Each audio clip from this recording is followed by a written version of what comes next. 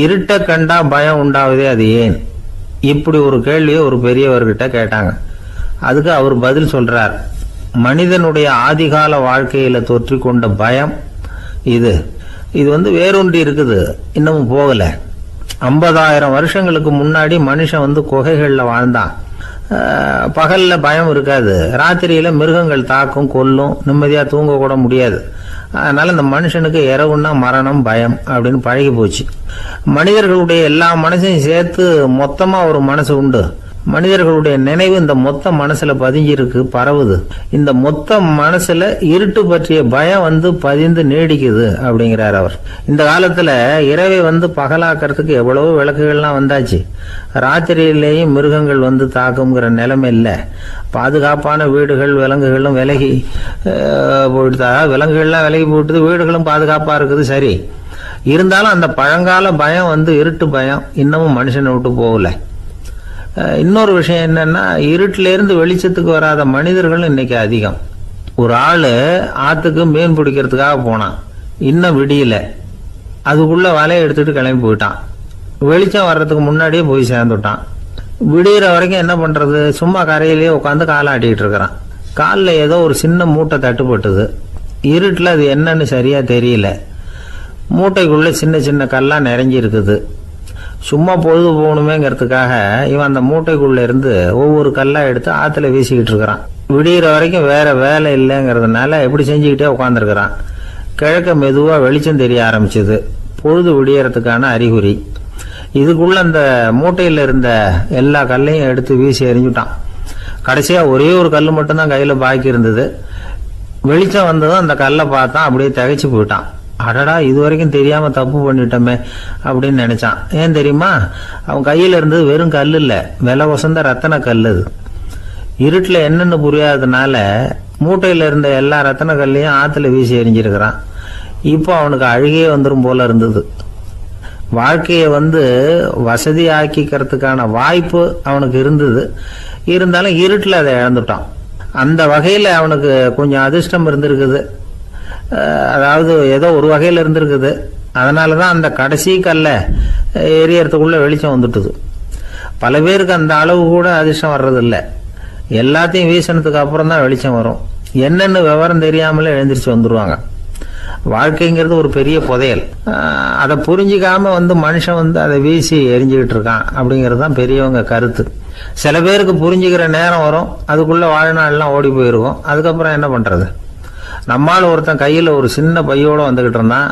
By உள்ள ஏகப்பட்ட நகைகள், ரத்தன கல் எல்லாம் இருக்கு. வந்துகிட்டு இருந்தவன் திடீர்னு அந்த பையை அப்படியே ஒரு குளத்துல வீசி எறிஞ்சுட்டான். மகான்கள் தான் இப்படி பற்று இல்லாம இருப்பாங்க. என்னங்க இது, விலை மதிப்புள்ள அந்த பையை இப்படி குளத்துல வீசி எறிஞ்சுட்டீங்களே, இதுக்கு என்ன அர்த்தம் அப்படின்னு கேட்டார் அவன் கூட வந்தவர். அவன் மெதுவா இவர் காதோட காதா சொல்றான். ஒரு போலீஸ்காரர் பின்னாடி வந்துகிட்டு இருக்கிறார், அவர் போனதுக்கு அப்புறம் இதை எடுத்துக்குவேன் அப்படிங்கிறான்.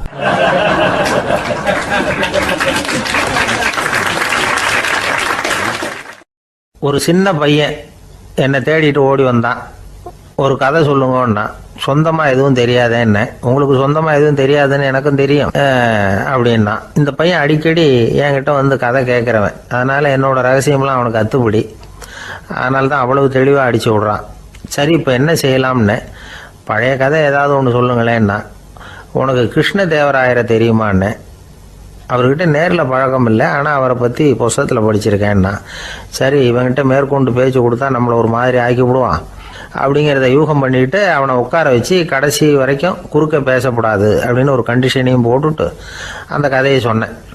ஒரு சமயம் கிருஷ்ணதேவராயர் சமஸ்தானத்துக்கு ஒரு பெரிய வித்வான் சேர்ந்தாராம். என்னோட போட்டி போடுறதுக்கு இந்த ஊரில் யாராவது இருக்கீங்களா அப்படின்னு சவால் விட்டாராம். அந்த ஊரில் இருந்த பெரிய பெரிய வித்வான்லாம் இது ஏதுனா வம்பா போச்சுன்னு நினைக்க ஆரம்பிச்சிட்டாங்க. யாரும் அந்த ஆளோட போட்டி போடுறதுக்கு தயாராக இல்லை. எல்லாரும் நடுங்கிக்கிட்டு இருக்கிறாங்க. அந்த நேரத்தில் ஒருத்தன் மட்டும் தைரியமாக முன்னுக்கு வந்தான். அது யாருன்னா தெனாலிராமன். அந்த சமஸ்தானத்தில் விகட கவி அவன். என்ன அனுப்புங்க போட்டிக்கு, நான் ஜெயிச்சு காட்டுறேன்னா. உனக்கு அவ்வளவு தைரியம் இருக்குதா அப்படின்னு கேட்டாங்க. தைரியம் மட்டும்தான் என்கிட்ட இருக்குது, ஆனால் தைரியம் இருந்தால் அதிர்ஷ்டம் தேடிட்டு வருங்கிறது எனக்கு தெரியும் அப்படின்னா. அடுத்த நாள் போட்டி ஆரம்பமாச்சு. அந்த பெரிய வித்வான் வந்து நின்னார். தெனாலிராமன் எதிரில் வந்து நின்னான். அந்த வித்வான் ஒரு விரலை காட்டினார். தெனாலிராமன் பதிலுக்கு 2 விரலை காட்டினான். வித்வான் 3 விரலை காட்டினார். இவன் உடனே 4 விரலை காட்டினான். உடனே 5 விரலை காட்டினார் அவர். தெனாலிராமன் உடனே தன்னுடைய கை முஷ்டியை காட்டினான், கையை மூடி காட்டினான். அவ்வளோதான். அந்த பெரிய வித்வான் கிருஷ்ணதேவராயர் காலில் விழுந்தார். நான் தோத்துட்டேன், என் தோல்வியை ஒத்துக்கிறேன் அப்படின்னு சொல்லிவிட்டார். கிருஷ்ணதேவராயர் அவரை தனியாக அழைச்சிட்டு போய் என்ன நடந்ததுன்னு விசாரித்தார். அந்த வித்வான் விளக்கம் கொடுத்தார். ஆண்டவன் ஒருவன் தான் உண்டுங்கிறத விளக்கறதுக்காக நான் ஒரு விரலை காட்டினேன். அப்படி இல்லை, சக்தியை சேர்த்தா சக்தி சிவன் 2 பேர் உண்டுன்னு உங்கள் வித்வான் 2 விரலை காட்டினார். மூர்த்திகள் 3 பேருங்கிறதுக்காக நான் 3 விரலை காட்டினேன். வேதங்கள் 4ன்னு சொல்லி ஒரு 4 விரலை காட்டினார். பஞ்சபூதங்கள் 5ன்னு நான் 5 விரலை காட்டினேன். அதையெல்லாம் அடக்கி ஆளணும்னு சொல்லி அவர் கையை மூடி உறுதியாக காட்டினார். அடடா, உங்கள் வித்வானுக்கு எப்பேற்பட்ட அறிவு! அவர் தான் ஜெயிச்சார், நான் தோத்துட்டேன் அப்படின்னார் அவர். அப்படி சொல்லிவிட்டு அவர் போயிட்டார்.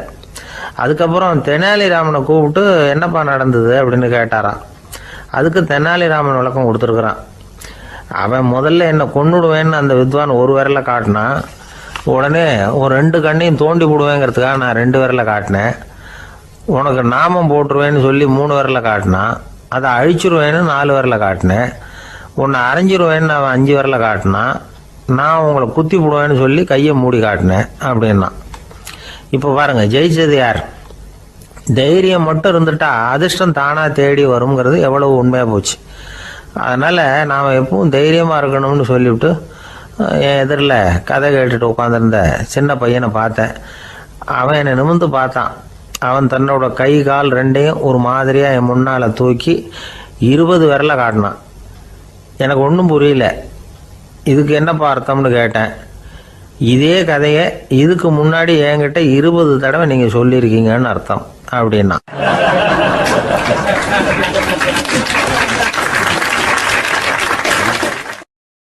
ரெண்டு பேர் சுவாரஸ்யமாக பேசிகிட்டு இருக்கிறப்போ குறுக்க புகுந்து தொந்தரவு பண்ணுறதுக்குன்னே சில பேர் இருப்பாங்க. அது ரொம்ப இடைஞ்சலாக இருக்கும். இதே மாதிரி மின்காந்தம் கூட குறுக்க புகுந்து தொந்தரவு பண்ணும். கடைசியில் அது ஒரு பெரிய இடைஞ்சலில் கொண்டாந்து விட்டுரும். சில வீடுகளில் கேபிள் கனெக்ஷன் இல்லாமல் சில தனியார் டிவி காட்சிகள் தெரியும். அதுக்கு என்ன காரணம்னா இந்த மின்காந்த குறுக்கீடு தான் காரணம். இதைத்தான் சுருக்கமாக இஎம்ஐ அப்படின்னு சொல்கிறாங்க. அதாவது எலக்ட்ரோ மேக்னெட்டிக் இன்டர்ஃபியரன்ஸ். இது ஏற்படக்கூடிய இடங்கள் எது எதுன்னு எடுத்துக்கிட்டால் அது ஒரு பெரிய பட்டியலாகவே போயிடும். இந்த இஎம்ஐ தொந்தரவு வந்து கேபிள் டிவியில் மட்டும்தான் இல்லை, ராக்கெட் ஏவுதளத்தில் உள்ள ரேடார்கள், அங்கே உள்ள சில சக்தி வாய்ந்த தொலைத்தொடர்பு சாதனங்கள், விமான தளங்களில் உள்ள ரேடார்கள், கப்பல் தளங்களில் பொருத்தப்பட்டிருக்கக்கூடிய சக்தி வாய்ந்த ஆண்டனாக்கள், இப்படி நிறைய சொல்லலாம். காவல் நிலையங்களில் பயன்படுத்தப்படுகிற வயர்லெஸ் தொடர்பு சாதனங்கள் கூட ஓரளவுக்கு இந்த மின்காந்த அலைகளை வந்து வெளியிடும். நம்ம வீட்டில் உட்காந்துக்கிட்டு ரேடியோ கேட்டுக்கிட்டு இருப்போம் அல்லது டிவி பார்த்துக்கிட்டு இருப்போம். அந்த சமயத்தில் பக்கத்து தெருவில் ஒரு மோட்டார் சைக்கிள் அல்லது காரு, குறிப்பாக பெட்ரோல் இன்ஜின், அது போகிறப்போ அதில் உள்ள மின்கலத்தில் வந்து, அதாவது மேக்னெட்டோ பேட்டரியிலிருந்து வெளிப்படுகிற மின்காந்த அலை இங்கே வந்து டிவியிலையும் ரேடியோவிலையும் கரகரப்பு உண்டு பண்ணும். சரி, இது வந்து பெருசாக என்ன இடைஞ்சலை உண்டு பண்ணிட போகுது அப்படின்னு நாம் அலட்சியமாக நினைக்கலாம்.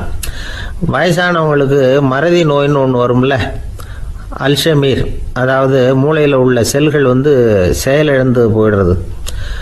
அது செய்ய வேண்டிய வேலையை மறந்துடும். மனைவியே எதிரில் வந்து நின்னா கூட உன்னை எங்கேயோ பார்த்தது மாதிரி தெரியுதே அப்படின்னு சொல்லிட்டு இருப்பாங்க. அப்படி ஒரு மறதி. இந்த விசித்திரமான நோய்க்கு இதுவரைக்கும் மருந்தே இல்லைன்னு வேற சொல்கிறாங்க. இந்த மைக்ரோ ஓவன் அப்படின்னு சொல்லக்கூடிய சமையல் அடுப்புகள் கூட மின்காந்த அலைகளை வந்து வெளியிடுது. சமயத்தில் சில தொழிற்சாலைகளில் கூட பெரிய விபத்துக்களை இந்த இஎம்ஐ உண்டு பண்ணிவிடும். இதை பற்றி தீவிரமாக சிந்திக்க ஆரம்பித்ததே ஒரு விபத்துக்கு பிறகு தான். அமெரிக்காவுக்கும் வியட்நாமுக்கும் இடையில் போர் நடந்தது.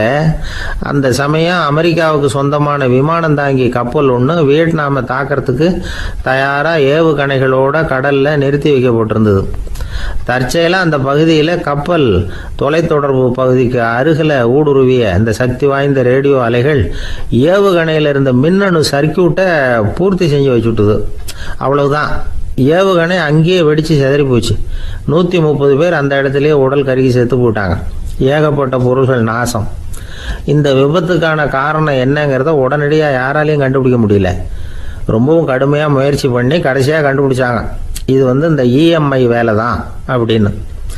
மின்னணு தொலைபேசிகள் இருக்கு. இதில் பேசும்பொழுது நம்ம காதை அதாவது செவியை ஊடுருவக்கூடிய மின்காந்த அலையானது மூளைக்கு போய் அங்கே மூளை கட்டிகளை உருவாக்க ஊக்கம் கொடுக்குது அப்படின்னு வேற கண்டுபிடிச்சிருக்கிறாங்க. இந்த இஎம்ஐ ரொம்ப குறைஞ்ச மின்காந்த அழுத்தத்தில் நமக்கு எந்த பாதிப்பையும் ஏற்படுத்துறதில்ல. மின்காந்த அலைகள் அழுத்தத்தோடு இருக்கிற இடங்களில் ரொம்ப நேரம் இருந்தோம்னா நம்ம உடம்பின் வெப்பநிலை 2 டிகிரி செல்சியஸ் வரைக்கும் அதிகரிக்குதாம். அதனால் வெப்பநிலையை சீராக்கிறதுக்கு இதய துடிப்பும் அதிகரிக்குது. இப்படிலாம் கண்டுபிடிச்சிருக்கிறாங்க. இப்போல்லாம் இந்த மின்காந்த குறுக்கீடுகளை தடுக்கிறது எப்படி அப்படின்னு விஞ்ஞானிகள் யோசனை செய்ய ஆரம்பிச்சிருக்கிறாங்க. இந்த விஷயத்தில் அலட்சியமாக இருந்தோம்னா எதிர்காலத்தில் நிறைய பேருக்கு இந்த ஞாபக மறதி நோய் வந்துடும். அப்புறம் அது ரொம்ப கஷ்டமாக போயிடும். ஒரு குடும்ப தலைவர் தன் மனைவியை பார்த்து, யார் நீ, உன்னை எங்கேயோ பார்த்தது மாதிரி இருக்குதே அப்படின்னு சொல்லிக்கிட்டு இருந்தார். உடனடியாக அவரை போய் பார்த்தேன். வாங்க டாக்டர்கிட்ட போகலாம் அப்படின்னு. அவர் என்னை தனியாக அழைச்சிட்டு போய் காதோட காதாக மெதுவாக சொல்கிறார், இதை பார்ப்பா, என் கையில் பணம் இல்லாத போகலாம் அப்படி மறதி நோய் வந்துவிட்டது மாதிரி நடிச்சுக்கிட்டு இருப்பேன், அவ்வளவுதான், அதை நீ கண்டுக்காத அப்படின்னார்.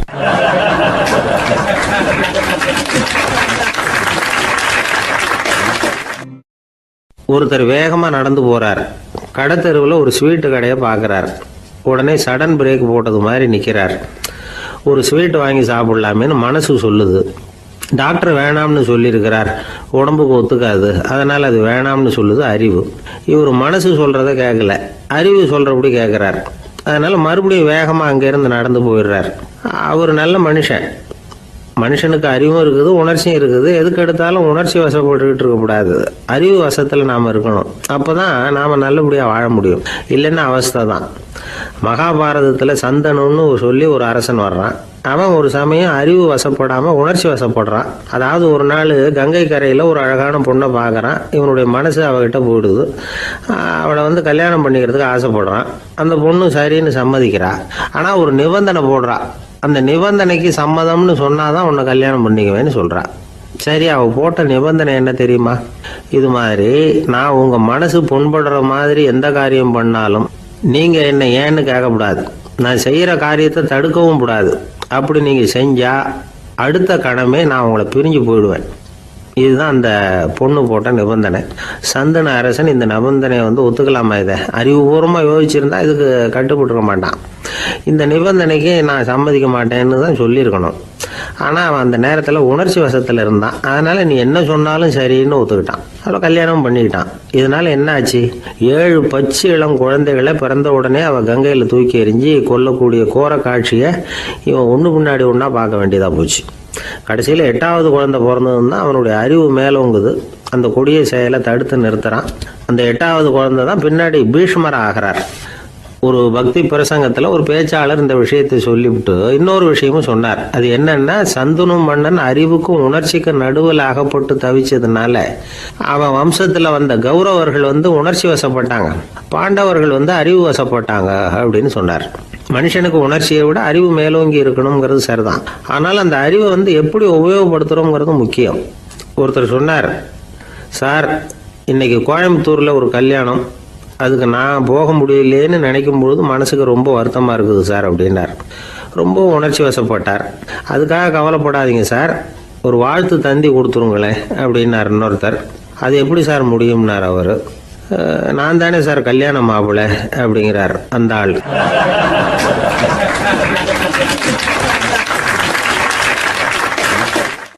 ஒரு அழகான கடற்கரை. சுற்றுலா பயணிகள் நிறைய பேர் அங்கே போகிறது வழக்கம். சனி ஞாயிறு கூட்டம் அதிகமாக இருக்கும். அதோட விளைவு என்னங்கிறது அடுத்த நாள் தான் தெரியும். ஆமாம், அந்த கடற்கரையை சுத்தப்படுத்துகிற தொழிலாளிகள் திங்கட்கிழமை ரொம்ப சிரமப்படுவாங்க. சனி ஞாயிறு வந்த கூட்டம் கடற்கரை பூராவும் காலி ஐஸ்கிரீம் கப்புகளை வீசி எறிஞ்சிட்டு போயிடுவோம். ஆயிரக்கணக்கான கப்புகள் அங்கே பரவலாக கிடக்கும். அதையெல்லாம் பொறுக்கி எடுத்து சுத்தம் பண்ணி ஆகணும். இதனால் திங்கட்கிழமை வேலைக்கு வர்றதுக்கு எல்லோரும் பயப்படுவாங்க. அப்படி ஒரு நிலைமை. பல பேர் அன்னைக்கு லீவ் எடுத்துகிட்டு போயிடுறது வழக்கம். நமக்கு எதுக்கு இன்றைக்கி தொந்தரவுன்னு. இது ஒரு பெரிய பிரச்சனையாக இருந்தது. இதுக்கு என்ன பண்ணலாம் அப்படின்னு யோசனை பண்ணாங்க. ஒரு ஆலோசனை கூட்டத்துக்கு ஏற்பாடு பண்ணாங்களாம். அந்த நகர நிர்வாக அலுவலர்கள், பணியாளர்கள் எல்லாரும் அதில் கலந்துக்கிட்டாங்க. கூட்டம் ஆரம்பமாச்சு. ஆரம்பத்தில் சொன்னாங்க, இந்த பிரச்சனைக்கு ஒரு தீர்வு வேணும், என்ன பண்ணலாம், அதை முடிவு செய்கிறதுக்கு தான் இந்த கூட்டம். இதில் நீங்கள் செய்ய வேண்டியது என்னென்னா, உங்களுக்கு தோன்றுகிற யோசனை எதுவாக இருந்தாலும் சொல்லுங்கள். கொஞ்சம் கூட தயக்கம் வேண்டாம். நாம் சொல்கிற யோசனை ஈடுபடுமா படாதா அப்படின்லாம் யோசிக்க வேணாம். எல்லாருடைய யோசனைகளையும் அப்படியே பதிவு செய்துக்கிறோம். கடைசியாக அதிலேருந்து ஒரு சிறந்த யோசனையை தேர்வு பண்ணி அதை பயன்படுத்தலாம். இந்த சந்தர்ப்பத்தில் இன்னொரு முக்கியமான வேண்டுகோள், எவ்வளவு சாதாரணமான யோசனையாக இருந்தாலும் சரி, அது சொல்லும் பொழுது அடுத்தவங்க ஏளனம் செய்யக்கூடாது. இது ஒரு பெரிய யோசனையா அப்படின்னு சொல்லி எதையும் அலட்சியப்படுத்தக்கூடாது. இதுதான் அந்த கூட்டத்தின் ஆரம்பத்தில் செய்யப்பட்ட அறிவிப்பு. உடனே அந்த கூட்டத்தில் இருந்தவங்க ஆளுக்கு ஒரு யோசனை சொல்ல ஆரம்பித்தாங்க. ஒருத்தர் எழுந்திருச்சார், இங்கே வர்ற சுற்றுலா பயணிகள்கிட்ட ஆளுக்கு $10 ஒரு டெபாசிட் மாதிரி வைப்பு பணமாக வாங்கிக்கணும். காலி ஐஸ்கிரீம் கப்பை திருப்பி கொடுத்தா அந்த பணத்தை திருப்பி கொடுத்துடலாம். இப்படி ஒரு ஏற்பாடு பண்ணிக்கிட்டா கப்புகளை தேடி பொறுக்கிட்டு இருக்க வேண்டியதில்லை, எல்லாம் ஒரே இடத்துக்கு வந்து சேர்ந்துடும். அப்படியே நாம் தூக்கிட்டு போய் ஒரு இடத்துல கொட்டி விடலாம் அப்படின்னார். இன்னொருத்தர் எழுந்திருச்சார், கப்பை கீழே போட்டால் $50 அபராதம் அப்படின்னு அங்கங்கே போர்டு எழுதி வச்சுடலாம். கப்புகளை போடுறதுக்கு அங்கங்கே பெரிய கூடைகளை வச்சுடலாம். நாம் சாவகாசமாக அந்த கூடைகளை சேகரம் பண்ணிக்கலாம் அப்படின்னாராம். இன்னொருத்தர் எழுந்திரிச்சு கொஞ்சம் கோபமாக பேசினார். கப்புகளை அவங்க வாயிலே திணிச்சுடணும், அதுகளை முன்னு சாப்பிட்டு பார்த்தா தான் தெரியும் அது எவ்வளவு கஷ்டங்கிறது அப்படின்னு ரொம்ப கடுமையாக பேசியிருக்காரு. இது வேடிக்கையாக தெரிஞ்சாலும் இந்த யோசனையும் பதிவு செஞ்சுக்கிட்டாங்களாம். இப்படி பல யோசனைகள். கடைசியாக எல்லாத்தையும் படித்து பார்த்துட்டு பரிசீலனை பண்ணாங்க. அப்புறம் தான் யோசனை வந்தது. இவர் வேடிக்கையாக சொன்னது, கப்புகளை அவங்கவுங்க வாயிலே திணிச்சு சாப்பிட சொல்லணும், அதுதான் தண்டனைன்னார்ல.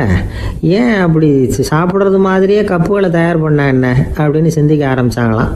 ஆகா, அதுதான் சரின்னு ஒரு முடிவுக்கு வந்தாங்க. அதுலேருந்து உருவானது தான் இந்த வேஃபர் கப்ஸ். ஐஸ்கிரீமை சாப்பிட்டு முடித்ததும் கப்பையும் சாப்பிட்டுடலாம். கோன் ஐஸ்கிரீம் சாப்பிட்றோம்ல, அதுதான். அமெரிக்காவில் மியாமி கடற்கரையில் ரொம்ப காலமாக இருந்துக்கிட்டு வந்த குப்பை பிரச்சனைக்கு இப்படி தான் ஒரு தீர்வு வந்துதான். இதுலேருந்து நாம் புரிஞ்சிக்க வேண்டியது என்னென்னா, நாம் அன்றாட எத்தனையோ பிரச்சனைகளை சந்திக்கிறோம், அதுக்கெல்லாம் தீர்வு உண்டு. அது எங்கே ஒளிஞ்சிருக்குன்னு கண்டுபிடிக்கணும். அந்த யோசனையையும் நல்லா தீவிரமாக யோசிக்கணும். யார் என்ன யோசனை சொன்னாலும் அதை அலட்சியப்படுத்தக்கூடாது. அக்கறையோடு கவனிக்கணும், அதை யோசித்து பார்க்கணும். ஒரு அம்மா தன்னோட வீட்டுக்காரரை ஒரு மனநல மருத்துவர்கிட்ட அழைச்சிட்டு வந்தாங்களாம். டாக்டர், இவருக்கு கோன் ஐஸ்கிரீம் பிடிக்கல, பேப்பர் கப்பில் இருக்கிற ஐஸ்கிரீம் தான் வேணும்னு அடம் பிடிக்கிறார் அப்படின்னாங்களாம். அது ஒன்றும் தப்பு இல்லையேன்னாராம் டாக்டர். இதுக்கு அந்த அம்மா சொன்னாங்களாம், இவர் கப்பு ஐஸ்கிரீம் வாங்குறதுல தப்பு இல்லை டாக்டர், பிரச்சனை அது இல்லை. அப்புறம் வேறு என்னென்னு கேட்டிருக்காரு. வாங்கினதும் ஐஸ்கிரீமை கீழே கொட்டிவிட்டு அந்த பேப்பர் கப்பை மட்டும் விரும்பி சாப்பிட்றார், அதனால தான் அவங்ககிட்ட அழைச்சிட்டு வந்தேன் அப்படின்னாங்களாம்.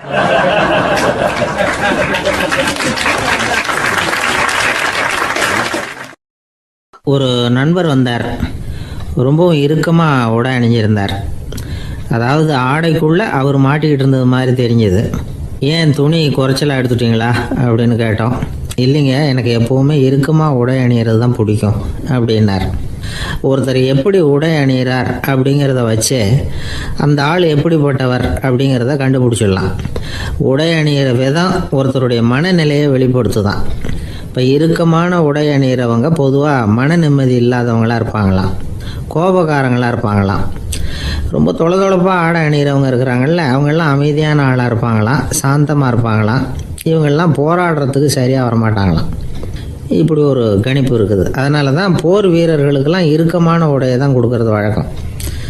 ஆனால் சன்னியாசிகளை பாருங்கள், அவங்களுக்கெல்லாம் ரொம்ப தொலை உடைகள் தான். அவங்கெல்லாம் டைட் பேண்ட் போட்டுக்கிட்டு நிற்க மாட்டாங்க சன்னியாசிகள்லாம்.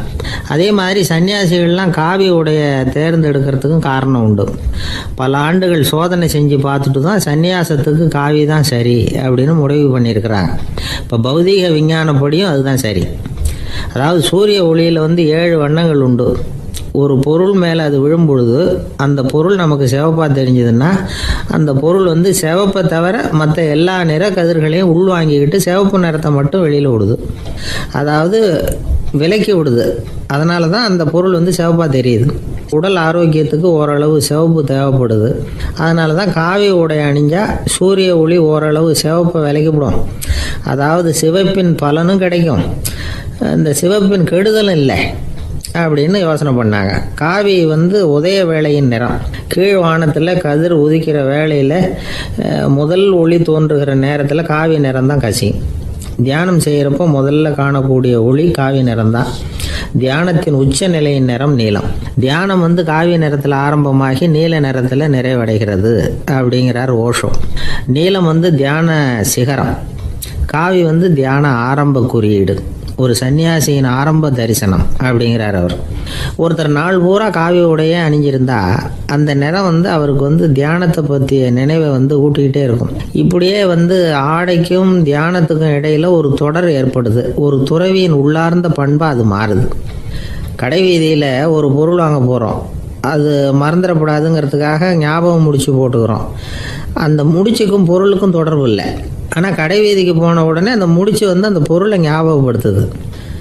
அதாவது அந்த முடிச்சு ஒரு தொடர்பு அம்சமாக அமையுது. அது மாதிரி தான் காவி உடையும். ஒரு துறவி நடக்கும் பொழுது, சாப்பிடும் பொழுது, குளிக்கும் பொழுது அவருடைய காவி உடை அவருக்கு ஞாபகப்படுத்திக்கிட்டே இருக்கும். அது ஒரு நிலைப்படுத்தப்பட்ட நினைவாக ஞாபக முடிச்சாக மாறிடுது. காவி ஆடை இல்லைன்னா ஒருத்தரால் துறவியாக முடியாதுன்னு அர்த்தம் இல்லை. அதே நேரத்தில் காவி ஆடையால் ஒன்றும் பிரயோஜனம் இல்லை, அதில் ஒன்றும் அர்த்தம் இல்லை அப்படின்னு சொல்லிட முடியாது. இதுதான் உண்மை. இவ்வளவு தூரம் காவி ஆடையை பற்றி சொல்கிறதுனால எல்லாரும் சன்னியாசியாக போயிடுங்கோ அப்படின்னு நாம் சொல்கிறதாக யாரும் நினச்சிடக்கூடாது. மனசுக்கும் நிறத்துக்கும் உள்ள சம்பந்தத்தை தெரிஞ்சுக்கிறதுக்காக தான் இவ்வளவும். நமக்கு தெரிஞ்ச நண்பர் ஒருத்தர் இருக்கிறார், ஆஃபீஸில் வேலை பார்க்குறவர். ஒவ்வொரு மாதமும் 20ஆம் தேதிக்கு பிறகு அவரை போய் பார்த்தீங்கன்னா காவி உடை அணிஞ்சிக்கிட்டு, கண்ணை மூடிக்கிட்டு, கை ரெண்டையும் விரித்து வச்சுக்கிட்டு தியானத்திலேயே உட்காந்துருப்பார். ஏன் இப்படி பண்ணுறீங்கன்னு கேட்டேன். அதாவது 20ஆம் தேதிக்கு பிறகு என் கையில் ஒரு பைசா கூட கிடையாது, ஒரு சன்னியாசி லெவலில் இருக்கிறேன், என்கிட்ட எதுவும் செலவுக்கு கேட்காத அப்படின்னு என் மனைவிக்கு நான் சூக்காக உணர்த்துறதுக்காக அப்படி உட்காந்துருப்பேன் அப்படின்னு விளக்கம் கொடுக்குறார் அவர்.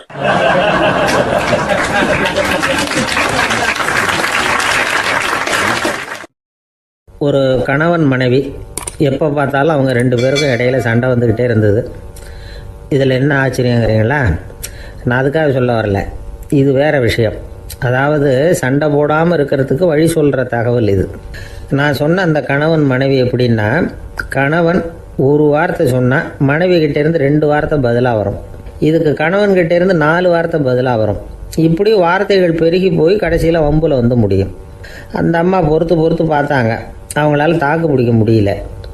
பக்கத்து வீட்லேயும் ஒரு கணவன் மனைவி இருந்தாங்க, அவங்களுக்குள்ள சண்டை வர்றதில்லை. அது எப்படி அவங்களால மட்டும் சண்டை போடாமல் இருக்க முடியுது அப்படின்னு இந்த அம்மாவுக்கு ஆச்சரியம். ஒரு நாள் நேராக பக்கத்து வீட்டு அம்மாக்கிட்டே போய், ஏம்மா நீங்கள் எப்படி கணவனும் மனைவியும் சண்டை போட்டுக்காமல் இருக்கிறீங்க, அது எப்படி முடியுது உங்களால் அப்படின்னு கேட்டாங்க. அதுக்குன்னு ஒரு மருந்து இருக்குது, அதை சாப்பிட்டா சண்டை வராது அப்படின்னாங்க அவங்க. சரிங்க, அந்த மருந்தை அவர் சாப்பிட மாட்டேன்னு சொல்லிட்டா என்ன பண்ணுறது அப்படின்னு கேட்டிருக்கிறாங்க இவங்க. அந்த மருந்து அவருக்கு இல்லைம்மா, உனக்கு தான் அப்படின்னாங்களாம் அவங்க. அப்படியா, அப்படின்னா கொடுங்க, ரொம்ப நல்லதாக போச்சு. அதை எப்படி சாப்பிட்றதுங்கிற விவரத்தையும் சொல்லுங்கள், எங்கே அது கிடைக்குங்கிறதையும் சொல்லுங்கள், வாங்கிக்கிறேன் அப்படின்னு கேட்டாங்களாம் இவங்க. வேறு எங்கேயும் போய் வாங்க வேண்டாம், என்கிட்டே இருக்க அந்த மருந்து அதில் கொஞ்சம் தர்றேன், வாங்கி வச்சுக்க. உன் வீட்டுக்காரர் உன்னோட சண்டையை ஆரம்பிக்கிறப்போலாம் நீ இந்த மருந்தில் 1 ounce வாயில் ஊற்றிக்கணும். அதை உடனே குடிச்சிடக்கூடாது, ஒரு 5 நிமிஷமாவது அது வாயில் இருக்கணும், அதுக்கப்புறம் குடிச்சிடலாம் அப்படின்னு சொல்லி ஒரு பாட்டில் மருந்தை இந்த அம்மாக்கிட்ட கொடுத்து அனுப்புனாங்களாம். மருந்தை எடுத்துக்கிட்டு இந்த அம்மா வீட்டுக்கு வந்திருக்கிறாங்க. வீடு பூட்டி இருந்ததுனால கணவன் வாசல்லையே காத்துக்கிட்டு இருக்கிறான். மனைவியை கண்டதும் சண்டை போட ஆரம்பிச்சிட்டான். வீட்டை பூட்டி எங்கே போய் தொலைஞ்ச, எவ்வளோ நேரமாக ஒரு மனுஷன் வாசல்லையே காத்துட்டு கிடக்கிறது அப்படி இப்படின்னு கத்த ஆரம்பிச்சிட்டான். மனைவி இதுக்கு பதிலே சொல்லலை. அந்த அம்மா பேசாமல் வீட்டை திறந்தாங்க, சமையல் அறைக்குள்ளே போனாங்க, 1 ounce மருந்தை வாயில் ஊற்றிக்கிட்டாங்க. அன்னைக்கு சண்டை மேற்கொண்டு வளரவே இல்லை, நின்றுட்டுது. மருந்து பரவாயில்லை. அதுக்கப்புறம் பல சந்தர்ப்பங்களில் சண்டை வரும் போல் இருக்கிற போலாம் இந்த மருந்து அதை நிறுத்தியிருக்கு.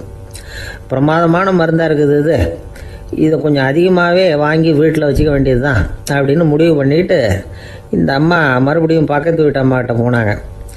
எவ்வளவு விலையானாலும் சரி, நான் காசு கொடுத்து வாங்கி வச்சுக்கிறேன், எந்த கடையில் இருக்குது இந்த மருந்து சொல்லுங்க அப்படின்னு கேட்டாங்க. இந்த மருந்துக்கு விலையே கிடையாதுங்க, இலவசமாகவே கிடைக்கும்னாங்களாம் அவங்க. அது எப்படி விலையில்லாமல் இதை விற்க முடியுது அப்படின்னு கேட்டாங்களாம் இவங்க. அது மருந்தாக இருந்தால் தானே விலை வைக்கிறதுக்கு, அது வெறும் தண்ணி தானே அப்படின்னாங்களாம். வெறும் தண்ணியாக சண்டையை நிறுத்துது அப்படின்ட்டு இருக்காங்க இவங்க. அது சண்டையை நிறுத்தலை, உன்னோட மௌனம் தான் சண்டையை நிறுத்துது. நீ வாயில் தண்ணியை வச்சுக்கிறதுனால எதிர்த்து பேசுறதில்ல, அதனால் உன்னுடைய கணவர் கோபம் வந்து சாந்தமாயிடுது அப்படின்னாங்களாம் அவங்க. இந்த கதையிலேருந்து சண்டையை நிறுத்துகிற மருந்து எதுன்னு தெரிஞ்சுக்கிட்டோம் இல்லையா. ஒருத்தர் என்ன பண்ணார், பாட்டிலில் வந்து தண்ணியை ஊற்றி வச்சுக்கிட்டு அவர்கிட்ட வர்றவங்களுக்கெல்லாம் இதை சிபாரிசு பண்ணலாம்னு நினச்சிக்கிட்டு உட்காந்துருந்தார். ஒரு அம்மா வந்தாங்க. இதை கேட்டுவிட்டு இதையே ஒரு மருந்து மாதிரி கொடுக்கலாம்ங்கிறது அவர் முடிவு. அதனால் பாட்டிலில் தண்ணி அடித்து வச்சுக்கிட்டு அதில் கலருக்காக என்னத்தையோ ஒரு ஜீரகம் அது மாதிரி எதையாவது கலந்து வச்சுக்கிட்டு ஒரு மருந்து மாதிரி ஒரு பாவனையில் வச்சுக்கிட்டு உட்காந்துருக்காரு. யாராவது வீட்டில் சண்டைன்னா என்கிட்ட வாங்க மருந்து தரேன்னு. ஒரு அம்மா வந்தாங்க. எனக்கும் என் வீட்டுக்காரருக்கும் அடிக்கடி சண்டை வருதுங்க அப்படின்ட்டு இருக்காங்க. கவலைப்படாதம்மா, நான் ஒரு மருந்து தரேன்னு சொல்லி வீட்டுக்குள்ளே போய் ஒரு பாட்டில் எடுத்து வந்து கொடுத்தார். பாட்டிலில் இருக்கிறது என்னங்கிறத சொல்லிவிட்டு அது பேரில் மரியாதை வராது இல்லையா, அதனால் சொல்லலை. அந்த அம்மா வாங்கிட்டு போனாங்க. 4 நாள் கழித்து திரும்பி வந்தாங்க. என்னம்மா வீட்டில் சண்டை நின்று போச்சான்னு கேட்டிருக்காரு இவர். அங்கே நின்று போச்சுங்க, இப்போ உங்ககிட்ட ஆரம்பமாக போகுதுன்னாங்களாம். என்னம்மா அப்படின்ட்டுருக்காரு அவர் பயந்து போய். பின்ன என்னங்க நீங்கள் என்ன மருந்து கொடுத்துருக்குறீங்க என்னங்க அப்படின்னாங்களாம் கோபமாக. அது வெறும் தண்ணி தானே அப்படின்ட்டுருக்காரு இவர். தண்ணியாக இது நல்லா பாருங்கள் அப்படின்னு அந்த பாட்டிலில் நீட்டினாங்களாம். இவர் வாங்கி பார்த்துருக்காரு. அப்புறம் தான் விஷயம் புரியுது அவருக்கு. இவர் கை தவறுதலாக அவங்க வீட்டில் இருந்த மண்ணெண்ணெய் பாட்டில் எடுத்து அவர்கிட்ட கொடுத்துருக்குறாங்க. அப்புறம் என்ன ஆகும், சண்டை வராமல்.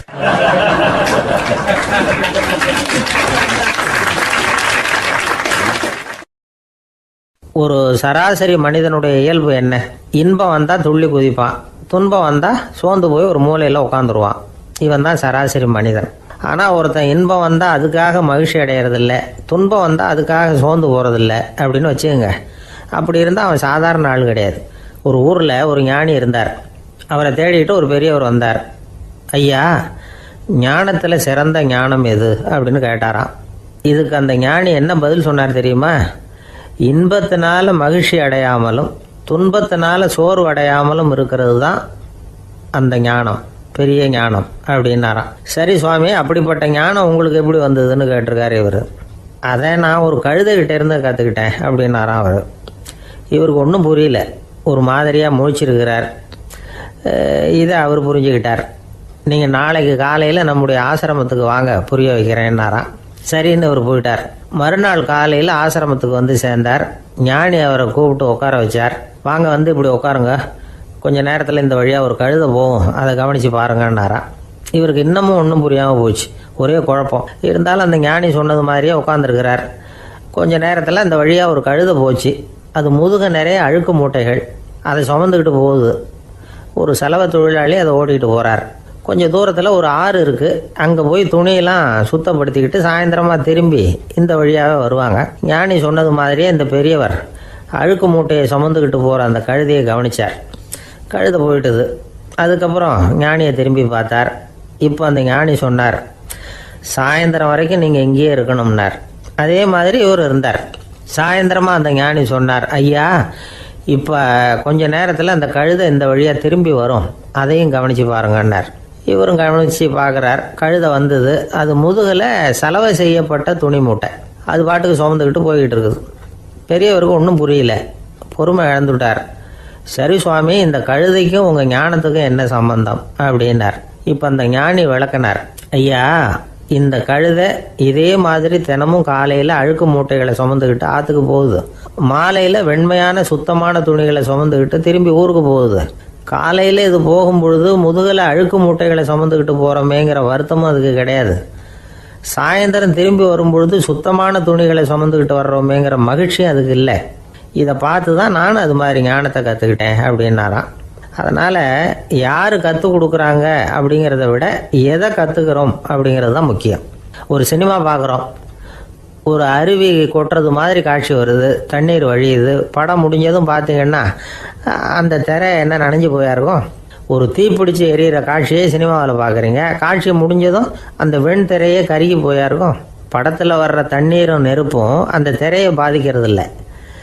நாம் அந்த திரை மாதிரி இருக்கிறதுக்கு கற்றுக்கணுமா. அந்த பக்குவம் வந்துவிட்டதுன்னா இன்பமும் துன்பமும் நம்ம எதுவும் செய்யாது. ஒரு சினிமாவை பார்க்குற வரைக்கும் சிரிக்கலாம், அழலாம். பார்த்துட்டு வெளியில் வரும்பொழுது அழுதுகிட்டே வரக்கூடாது. ஒருத்தர் வந்தார், அப்படி படம் முடிஞ்சு வெளியில் வரும்பொழுது அருவி மாதிரி கண்ணீர் சிந்திக்கிட்டே வரார். ஏன் சார் படம் அவ்வளவு சோகமா அப்படின்னு கேட்டார். இன்னொருத்தர், இல்லை சார் கூட்டம் ரொம்ப குறைச்சல் சார், மொத்தம் படம் பார்க்க வந்தவங்களே 15 பேர் தான் சார் அப்படின்னார் கண்ணீரை தொடச்சிக்கிட்டே. அதுக்கு நீங்கள் ஏன் சார் அழறீங்கன்னு கேட்டார் அவர். இந்த படத்தோட தயாரிப்பாளரே நான் தான் சார் அப்படின்னாரா இவர்.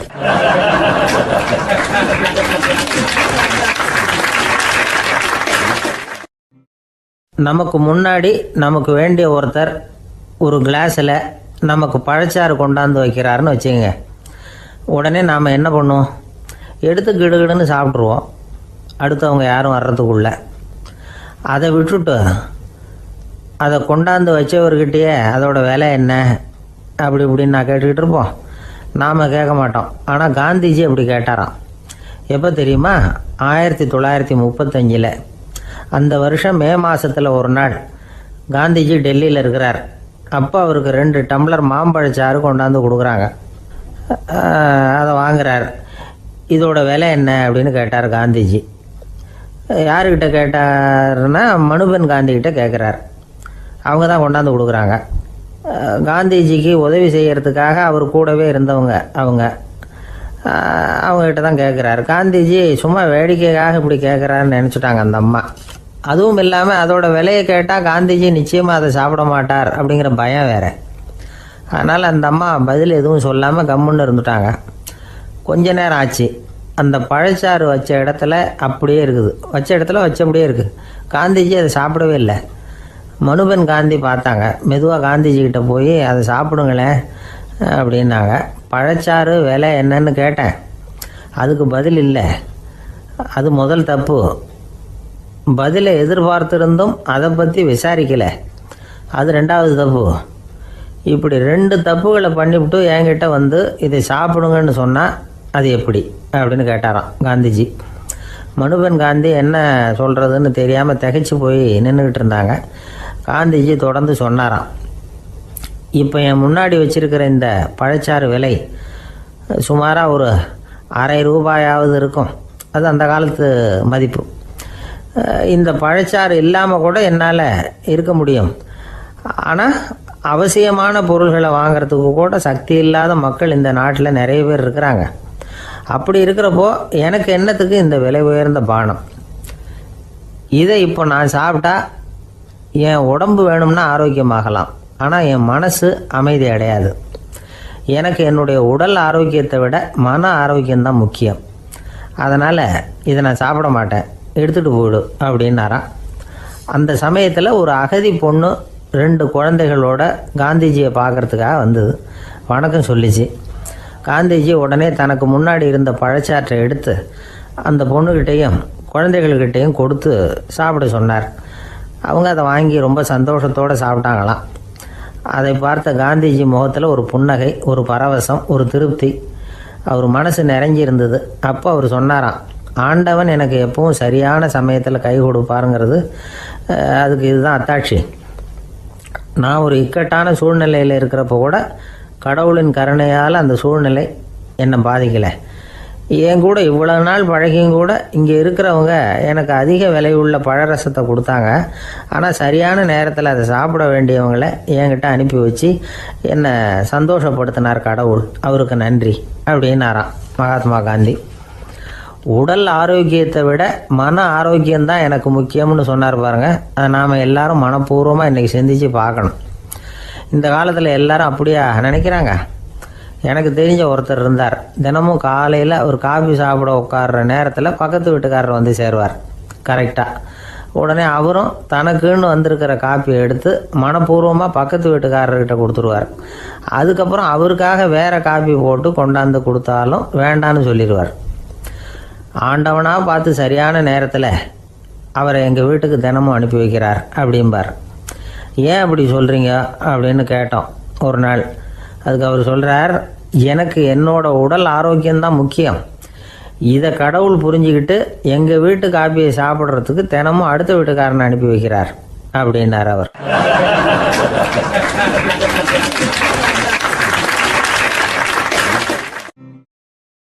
ஒரு நீதிமன்றம், அங்கே ஒரு கொலை வழக்கு சம்பந்தமாக விசாரணை நடந்துக்கிட்டு இருக்குது.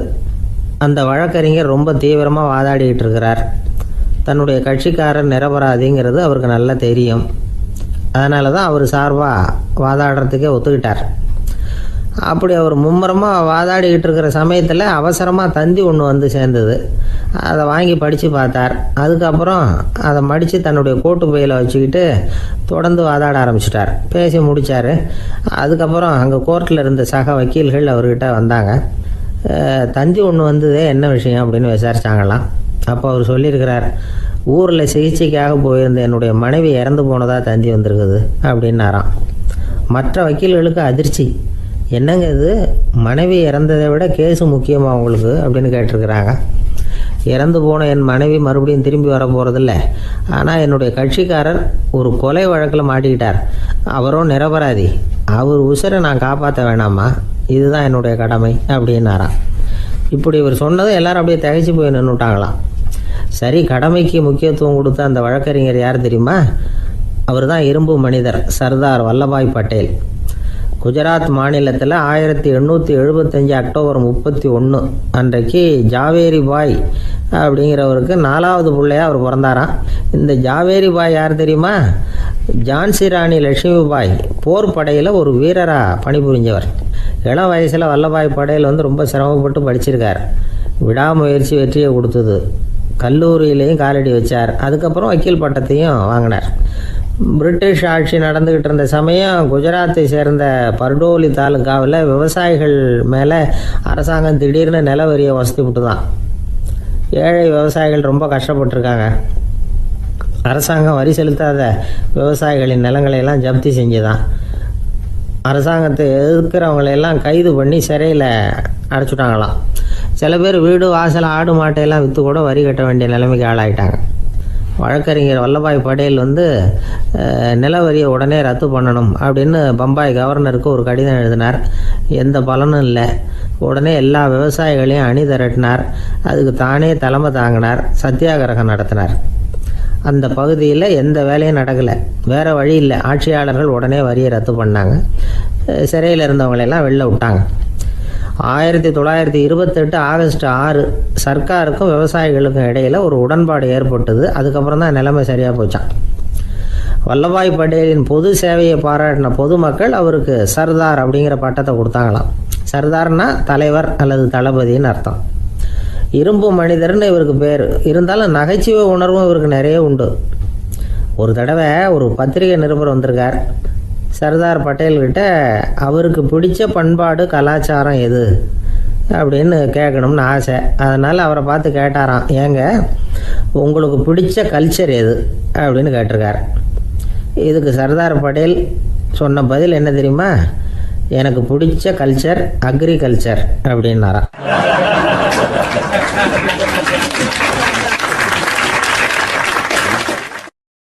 தானத்தில் சிறந்தது எது அப்படின்னு ஒரு கேள்வியை கேட்டு, தானத்தில் சிறந்தது நிதானம் அப்படின்னு அதுக்கு ஒரு பதிலும் சொல்கிறவங்க உண்டு.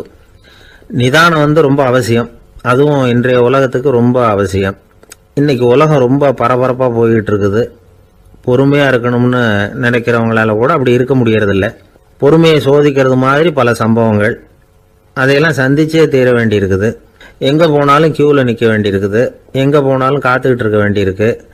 ஆஃபீஸ்லேயோ வீட்லேயோ கூட நீங்கள் நிதானமாக பொறுமையாக நடந்துக்க தெரியலன்னா உங்களுக்கு சிடுமூஞ்சி, முசுடு இப்படிலாம் பேர் வச்சுருவாங்க.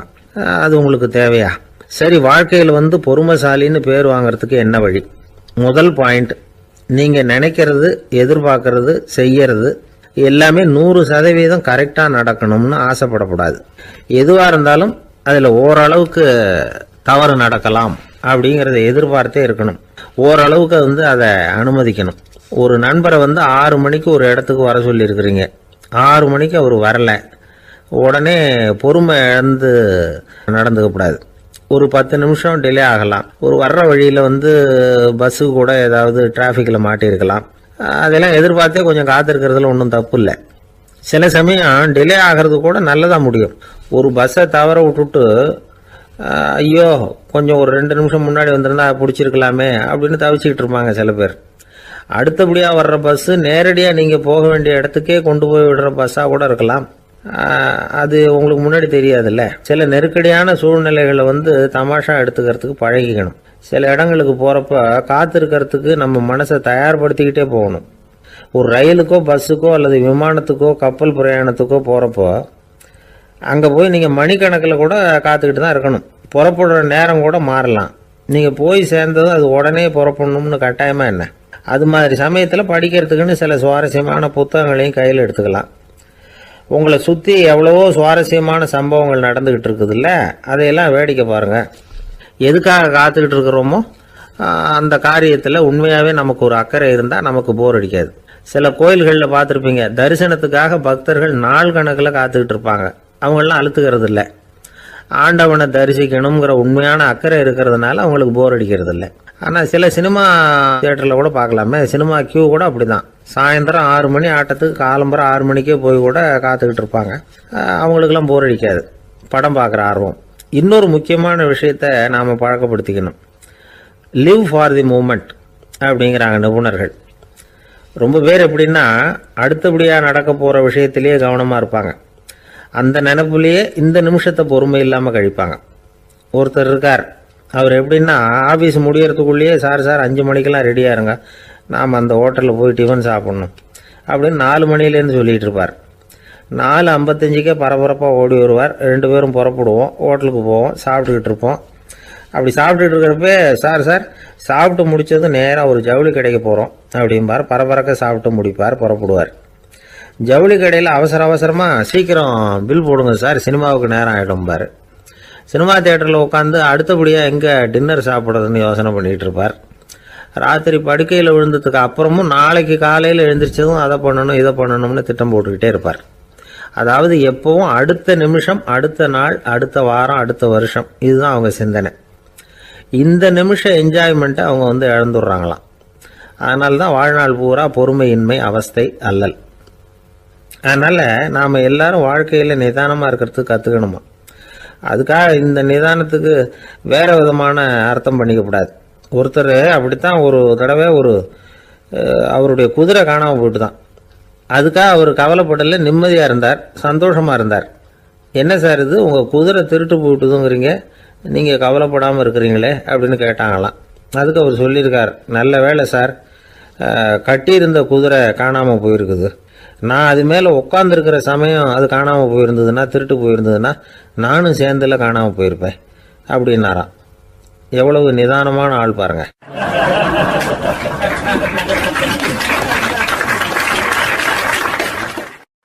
ஒரு நண்பர் சினிமா படம் தயாரிக்கிறவர், அவர்கிட்ட ஒரு நாள் பேசிக்கிட்டு இருந்தேன். அது எப்படி சார், நீங்கள் எடுக்கிற எந்த படமும் கையை கடிக்காத அளவுக்கு எடுத்துடுறீங்களே, அது எப்படின்னு கேட்டேன். அது ஒன்றும் பெரிய விஷயம் இல்லை சார். பெண்களுக்குன்னு சில உருக்கமான காட்சிகள், இளைஞர்களுக்குன்னு சில நடனங்கள், அடிதடி காட்சிகள், அப்புறம் வயசானவங்களுக்குன்னு சில ஆன்மீக காட்சிகள், சின்ன பிள்ளைங்களுக்கு சிரிப்பு, இப்படி எல்லாமும் சேர்த்து நான் படம் எடுக்கிறேன். மசாலா படம்னு பேர். இது ரொம்ப பெருசாக இல்லைன்னாலும் ஓரளவுக்கு சுமாராக ஓடிடும், கையை கடிக்காது அப்படின்னார். இது ஒரு உத்தி. சில பத்திரிகை ஆசிரியர்களும் இந்த உத்தியை கையாளுறது உண்டு. இந்த உத்திக்கு பார்னம் உத்தி அப்படின்னு பேர், பார்னம் எஃபெக்ட் அப்படின்னு சொல்லுவாங்க. அதாவது ஃபீனியஸ் டி பார்னம் அப்படின்னு ஒருத்தர் அமெரிக்காவில் இருந்தாராம்.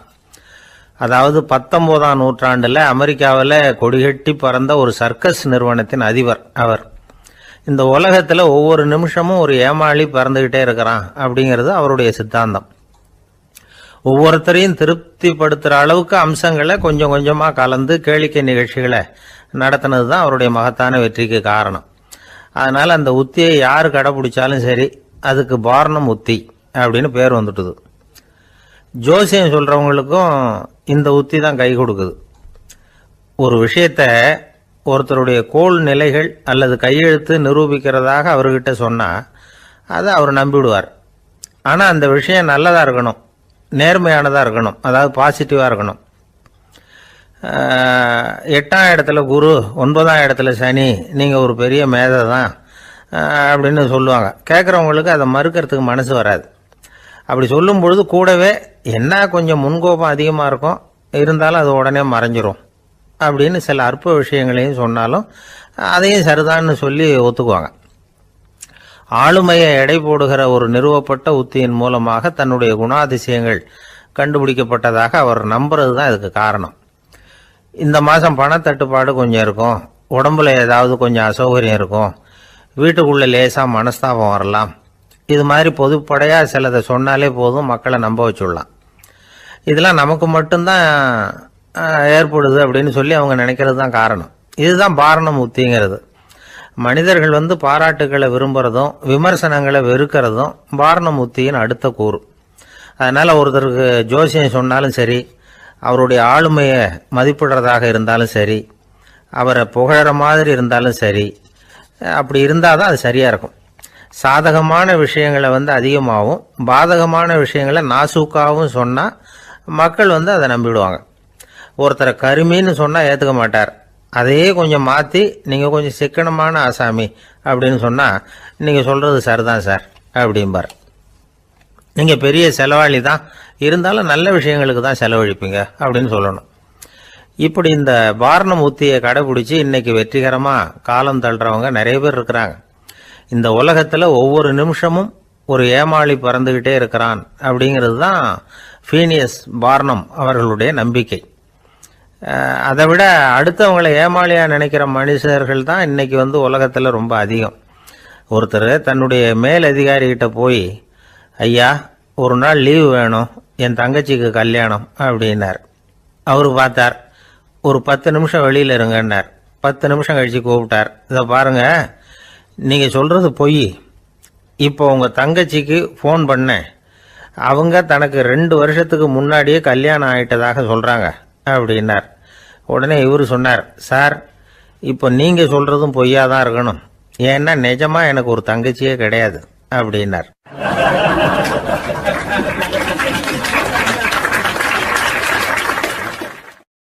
ஒரு நாள் காலை நேரம் ஒரு குரு படுக்கையை விட்டு எழுந்திருக்கிறார். உடனே சீடர்களை பார்த்து எல்லாரும் இப்படி வாங்கங்கிறார். எல்லாரும் வர்றாங்க வேகமாக. என்னங்க வேணும் உங்களுக்கு அப்படிங்கிற மாதிரி எல்லாரும் குருவை பார்த்தாங்க பயபக்தியோட. குரு அந்த சீடர்களை பார்த்து, இதை பாருங்க, இப்போ நான் ஒரு சிக்கலான விவகாரத்தில் மாட்டிக்கிட்டு இருக்கிறேன், அதை நீங்கள் தீர்த்து வச்சா நல்லதுன்னார். சீடர்களுக்கு ஒன்றும் புரியல. என்ன இது இவர் இப்படி சொல்கிறாரு, நமக்குள்ள எல்லா விவகாரங்களையும் தீர்த்து வைக்கிறவர் நம்ம குருநாதர், அவருடைய விவகாரத்தை நாம் தீர்த்து வைக்கிறதா, ஆச்சரியமாக இருக்குதே, குருநாதருக்கே சிக்கலா அப்படின்னு யோசனை பண்ண ஆரம்பித்தாங்க. இருந்தாலும் ரொம்ப பணிவாக கேட்டாங்க, சுவாமி உங்களுக்கே சிக்கலா, இந்த உலகத்து சிக்கல்களுக்கும் சிரமங்களுக்கும் அப்பாற்பட்டவர் அல்லவா தாங்கள், அப்படிப்பட்ட உங்களுக்கு சிக்கல்னா அது எப்படி அப்படின்னாங்க. எனக்கு ஏற்பட்டிருக்கிற சிக்கல் அவ்வளவு பெருசு, ரொம்ப பெரிய விவகாரம் அது அப்படின்னார் குரு. கொஞ்சம் விவரமாக சொல்லுங்க அப்படின்னாங்க இவங்க. இப்போ அந்த குரு விவரத்தை சொன்னார். அதாவது நேற்று ராத்திரி நான் ஒரு கனவு கண்டேன். அந்த கனவுல நான் ஒரு பட்டாம்பூச்சியாக மாறிட்டேன். அப்படி மாறி ஒவ்வொரு மலராக பறந்து போய் உட்காந்து தேன் சாப்பிட்டேன் அப்படின்னார். சீடர்கள் இதை கேட்டதும் ரொம்ப திகைச்சு போயிட்டாங்க. என்ன இது ஒரு பெரிய பிரச்சனையா, ஒரு சாதாரண கனவு கண்டதுக்காகவா இந்த காலை வேளையில் நம்மளையெல்லாம் குருநாதர் இவ்வளவு அவசரமாக கூப்பிட்டுருக்கார் அப்படின்னு நினச்சாங்க. இருந்தாலும் கேட்டாங்க, இதில் என்ன சிக்கல் சுவாமி, கனவுங்கிறது எல்லாருக்கும் வரத்தானே செய்யும் அப்படின்னார் ஒரு சீடர். சீடர்களே, பிரச்சனை அது இல்லை, நான் இன்னைக்கு காலையில் கண்ணு முழிச்சு பார்த்தப்போ நான் நானாக மறுபடியும் மாறிட்டேங்கிறத தெரிஞ்சுக்கிட்டேன். இதில் சிக்கல் என்னன்னா, இப்போ அந்த பட்டாம்பூச்சி தான் நானாக ஆயிட்டதாக கனவு கண்டுகிட்டு இருக்கா அப்படிங்கிறது தான். ஒரு மனுஷன் பட்டாம்பூச்சி ஆகிறதாக கனவு காண முடியுங்கிறப்போ அந்த பட்டாம்பூச்சியும் மனுஷனாக ஆகிறதாக கனவு காண முடியும் இல்லையா? இப்போ எனக்கு யதார்த்த நிலை தெரியணும், எது நிஜம்னு தெரியணும். நேற்று ராத்திரி நான் கண்டது கனவா, அல்லது இது பட்டாம்பூச்சி கண்டுகிட்டு இருக்கிற கனவா? இதுதான் குரு கேட்ட கேள்வி. இதை கேட்டதும் சீடர்கள் ரொம்ப குழம்பி போயிட்டாங்க. சுவாமி, இது வரைக்கும் நாங்கள் தூங்குறப்ப பார்க்கறது கனவுன்னும் மூழ்கிட்டு இருக்கிறப்ப பார்க்கறது நனவுன்னு நம்பிக்கிட்டு இருக்கிறோம். இப்போ எங்களை ரொம்ப குழப்பிட்டீங்க, இதுக்கு பதில் சொல்ல எங்களுக்கு சக்தி இல்லை அப்படின்னு சொல்லிவிட்டாங்களாம். அதுக்கப்புறம் அந்த குரு சொன்னாராம், நினைவு தான் முக்கியமான அம்சம். முடிவு கட்டம்னா பகலின் நினைவுகளை விட இரவின் கனவுகளே ரொம்ப உண்மை. ஒருத்தன் வந்து தூங்க போனால் தூங்கிக்கிட்டே இருந்தா அவன் காணும் கனவு பொய்ங்கிறத அவன் உணர மாட்டான். ஒவ்வொரு கனவும் காணும் பொழுது அது ரொம்ப உண்மையாக தான் தெரியுது. ஒரு கனவு கூட உண்மை இல்லைன்னு கனவுல தோன்றுவதே இல்லை அப்படின்னார் குரு. அகில வாழ்வு அத்தனையும் சொற்பனம் கண்டாய் அப்படிங்கிறார் தாயுமானவர். ஆகையினால நம்ம கனவுலேருந்து நாம் என்னைக்கு முழிச்சிக்க போகிறோம் அப்படிங்கிறது தான் ஒரு முக்கியமான கேள்வி. ஒருத்தர் வந்தார், காலில் கட்டோடு வந்தார். என்னங்க காலில் கட்டுன்னு? சார், நேற்று ராத்திரி தூக்கத்தில் எங்கள் வீட்டு கூரையில் ஏணியை சாத்தி வச்சு இறங்கினப்போ வழுக்கி விழுந்து காலை உடச்சிக்கிட்டேன்னார். உங்கள் வீட்டில் தான் ஏணியே கிடையாது சார் அப்படின்னு. உண்மைதான் சார், நான் கீழே விழுந்து முழிச்சுக்கிட்டதுக்கு அப்புறம் தானே ஏணி இல்லைங்கிறது எனக்கு ஞாபகம் வந்தது அப்படின்னார்.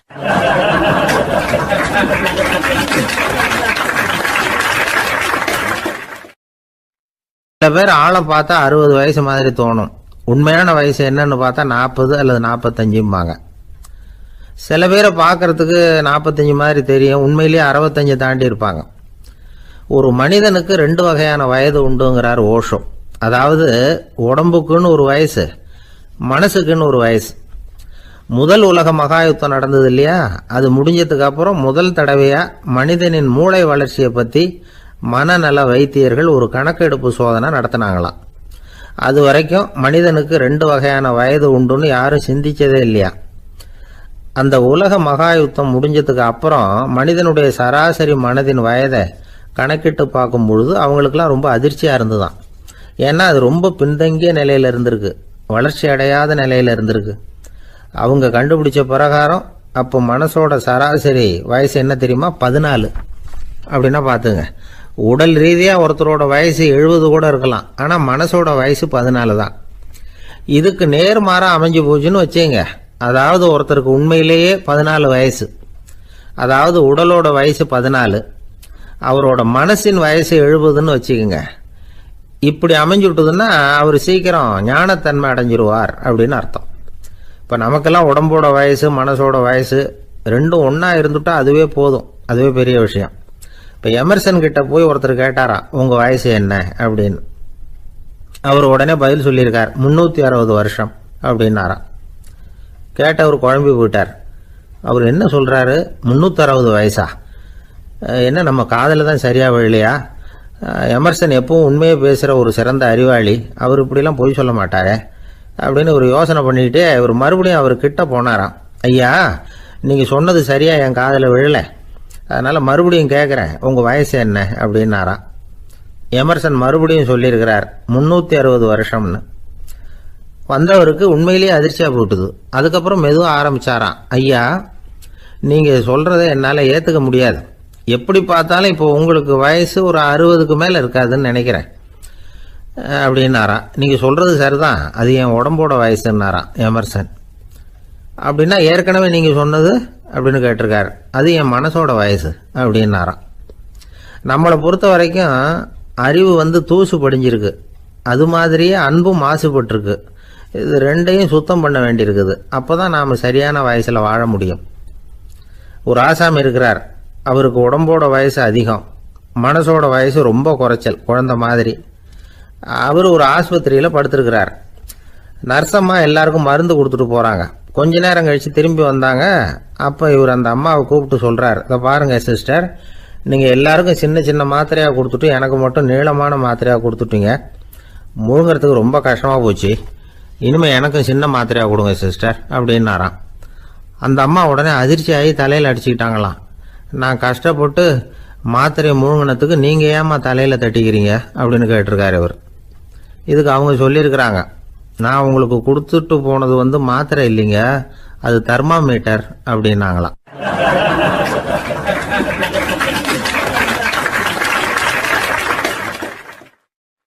எனக்கு அதிர்ஷ்டமே இல்லை சார் அப்படின்னார் ஒருத்தர்.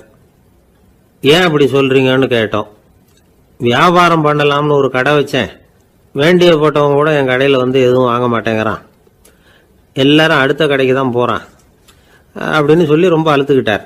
இதுக்கு போய் அதிர்ஷ்டம் இல்லைன்னு சொல்லாதீங்க, வாடிக்கையாளர்களை கவர்றது எப்படிங்கிறது உங்களுக்கு தெரியல, அதுதான் குறை அப்படின்னும். சார் உங்களுக்கு தெரிஞ்ச அந்த ரகசியத்தை எனக்கும் கொஞ்சம் சொல்லி கொடுங்களேன் அப்படின்னார். சரி உங்கள் காதை இப்படி கொடுங்க அப்படின்னு சொல்லி அது சம்பந்தமாக பெரிய வல்லுநர்கள் சொல்லியிருக்கிற கருத்துக்களை அவர்கிட்ட சொல்ல ஆரம்பித்தோம். அதாவது இந்த வாடிக்கையாளர்களை கவர்றதுக்கு வல்லுநர்கள் பல ஆலோசனைகளை ஏற்கனவே சொல்லி வச்சிருக்கிறாங்க. அது சம்பந்தமாக அனுபவப்பட்டவங்க அதை தெரிஞ்சு வச்சுக்கணும். அதாவது கடை வச்சிருக்கிறவங்க எல்லாரும் இதை கொஞ்சம் காதில் வாங்கி வச்சுக்கணும். எதை இப்போ சொல்ல போகிறத எப்பவும் பணத்தை சம்பாதிக்கிறதுலேயே குறியாக இருக்கக்கூடாதான்.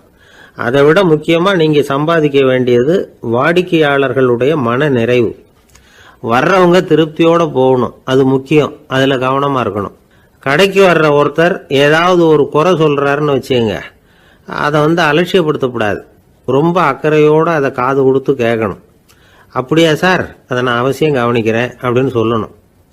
ஒருத்தர் வரார், சார் நேற்றுக்கு உங்கள் கடையில் இதை நான் வாங்கிட்டு போனேன், வீட்டில் இது வேணான்னு சொல்லிவிட்டாங்க, அது திருப்பி கொடுக்கறதுக்காக தான் வந்திருக்கிறேன் அப்படின்னு சொல்லி திருப்பி கொடுக்குறார்.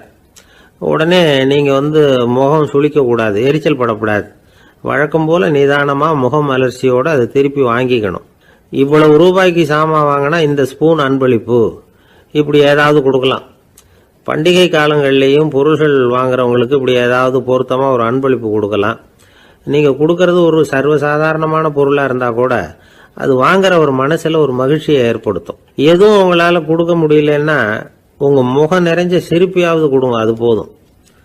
உங்கள் கடையில் இல்லாத ஒரு பொருளை வாடிக்கையாளர் கேட்குறார், உடனே இல்லைன்னு முகத்தில் அடித்தது மாதிரி சொல்லிடக்கூடாது. கொஞ்சம் உட்காருங்க சார் அப்படின்னு சொல்லி உங்கள் பணியாளர் யாரையாவது அனுப்பி வெளியிலேருந்து வாங்கிட்டு வர சொல்லி அவர்கிட்ட கொடுக்கலாம். சில பேர் உங்கள் கடைக்கு வரும்பொழுது அவங்க வீட்டு குழந்தைகளையும் கூப்பிட்டுக்கிட்டு வர்றாங்கன்னு வைங்க. நீங்கள் என்ன செய்யணும்னா அந்த குழந்தைகளை முதல்ல கவனிக்கணும். அது கண்ணத்தை கிள்ளணும், அதுகிட்ட விளையாடணும், அதுக்கு ஏதாவது மிட்டாய் பிஸ்கட் எதையாவது கொடுத்து அது கவனத்தை கவரணும். அதுக்கப்புறம் பெரியவங்களை கவனிக்கலாம். உங்கள் கடையில் வேலை செய்கிற பணியாளர்கள் சுத்தமாக இருக்கணும், சிரிச்ச முகம், சுறுசுறுப்பு, இது ரெண்டும் அவங்களுக்கு தேவை. அழுது வடிஞ்சிக்கிட்டு இருக்கக்கூடாது. அப்புறம் இன்னொரு விஷயம், அதிகமாக பொருள் வாங்குற ஒருத்தர்கிட்ட அதிக மரியாதையாகவும் குறைச்சலாக பொருள் வாங்குறவர்கிட்ட வேற விதமாகவும் நடந்துக்கக்கூடாது. எல்லாருக்கிட்டையும் சமமாக நடந்துக்கணும். 5 ரூபாய்க்கு வாங்கினாலும் சரி, 500 ரூபாய்க்கு வாங்கினாலும் சரி, அவங்கக்கிட்ட நீங்கள் காட்டுற மரியாதையில் வித்தியாசம் இருக்கக்கூடாது. எல்லாத்துக்கும் மேலே உங்கள் கடையில் ஒரு பொருள் வாங்கினா அது உண்மையானதாக இருக்கும், தரமுள்ளதாக இருக்கும் அப்படிங்கிற நினைப்பு ஜனங்களுக்கு வரணும். அதனால தரமான பொருளையே நீங்கள் உங்கள் கடையில் வச்சுருக்கணும். இது வரைக்கும் நான் சொன்னதையெல்லாம் கவனத்தில் வச்சுக்கிட்டு நீங்கள் கடையை ஆரம்பிச்சிங்கன்னா வியாபாரம் பிச்சுக்கிட்டு போகும். அப்படி போகலன்னா அதுக்கப்புறம் கேளுங்க. ஏன்னா இந்த யோசனைகள்லாம் அனுபவப்பட்டவங்க சொல்லியிருக்கிற யோசனைகள். இந்த யோசனைகளில் நீங்கள் எச்சரிக்கையாக இருக்க வேண்டிய ஒரு விஷயம் உண்டு. அது என்னங்கிறதையும் தெரிஞ்சு வச்சுக்கிறது நல்லது. என்னுடைய நண்பர் ஒருத்தர் வந்தார். சார் உங்கள் யோசனையை கேட்டதுனால நான் ஒரு அறை வாங்கினது தான் மிச்சம்னார். என்ன ஆச்சுன்னு கேட்டேன். எங்கள் கடைக்கு ஒரு பெரிய அம்மா குழந்தைய தூக்கிட்டு வந்தாங்க சார். உங்கள் யோசனைப்படி அந்த குழந்தையோட கண்ணத்தை கிள்ளணும்னு முயற்சி பண்ணினேன். திடீர்னு அந்த நேரம் பார்த்து அந்த குழந்தை தலையை குனிஞ்சிக்கிட்டுது. என் கை குழந்தையோட கண்ணத்துக்கு பதிலாக அது தூக்கிட்டு வந்தவங்க கண்ணத்தை கிள்ளிவிட்டுது. அதுதான் அப்படி ஆயிட்டுது அப்படின்னார், கண்ணத்தை தடவிக்கிட்டே.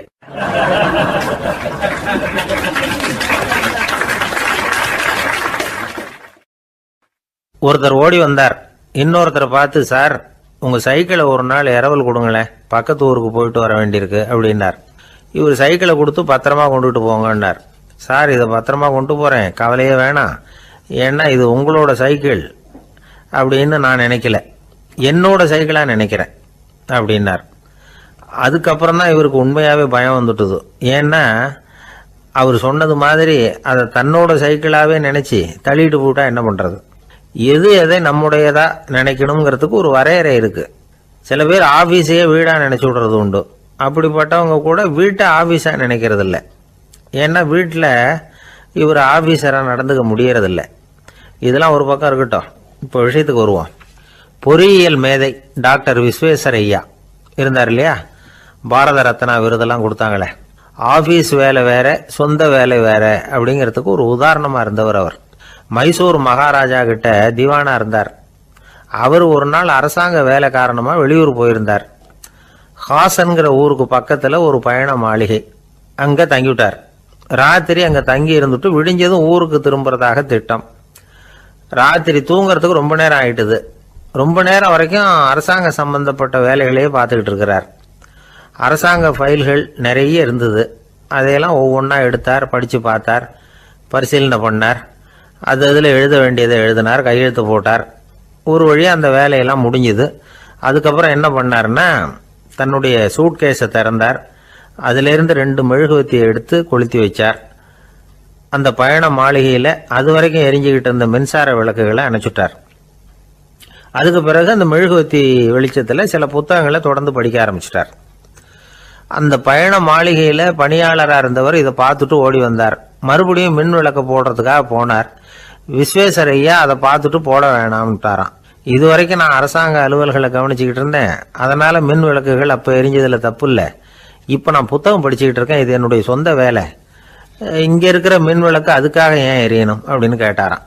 இப்போ இருக்கிற சில அரசு பணியாளர்கள்கிட்ட இந்த சம்பவத்தை பேச்சோட பேச்சா சொல்லி பார்த்தேன். அவங்களால இதை ஜீரணிக்கவே முடியல.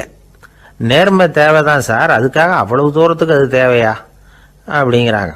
விஸ்வேஸ்வரையா அப்படி பண்ணினது தான் ஒரு நேர்மையாளர் அப்படின்னு இந்த உலகத்துக்கு நிரூபிக்கணுங்கிறதுக்காக இல்லை. தான் அப்படி நடந்து காட்டினா தன்னை சுற்றி இருக்கிறவங்களும் அதை கேள்விப்படுறவங்களும் முடிஞ்ச அளவுக்கு பொது வாழ்க்கையில் அரசு பணியில் நேர்மையை கடைபிடிக்க முயற்சி பண்ணலாமே அப்படிங்கிறதுக்காகத்தான். இப்போவும் சில பேர் இருக்கிறாங்க, இவங்க ஆஃபீஸ் வேற வீடு வேறன்னு நினைக்கிறது இல்லை, அவ்வளோ உரிமை. ஒருத்தர் அப்படிதான், அவருக்கு அவசரமாக 5000 ரூபா தேவைப்பட்டது. ஆஃபீஸு பணத்தை எடுத்துக்கிட்டார். அந்த நேரம் பார்த்து ஆடிட் வந்துட்டுது. ஆப்பிட்டுக்கிட்டார். விசாரணை நடக்குது. அவர் சொல்கிறார், சார் நான் நேரம் காலம் பார்க்காம ஆஃபீஸில் வேலை செய்வேன், ஏன்னா அதை என்னோட ஆஃபீஸாக நினைக்கிறேன். அவசரத்துக்கு அந்த பணத்தை எடுத்தேன், மறுபடியும் வச்சுடலாம்னு தான் இருந்தேன், அதுக்குள்ளே இப்படி ஆயிட்டுது. நீங்கள் என்ன நினச்சாலும் சரி, நான் ஆஃபீஸ் வேற வீடு வேற அப்படின்னு நினைக்கிறது இல்லை, அது என்னோட சுபாவம் அப்படின்னார். விசாரணை பண்ணவர் தீர்ப்பு வழங்கினார். உங்கள் சுபாவத்துக்கு மதிப்பு கொடுத்து நானும் தீர்ப்பு வழங்குறேன். நீங்கள் கொஞ்ச நாள் ஜெயிலில் இருந்துட்டு வாங்க, அது உங்களுக்கு கஷ்டமாக இருக்காதுன்னு நினைக்கிறேன். ஏன்னா அங்கே போனாலும் நீங்கள் உங்கள் சுபாவப்படி வீடு வேற ஜெயில் வேறன்னு நினைக்க மாட்டீங்க அப்படின்னாராம்.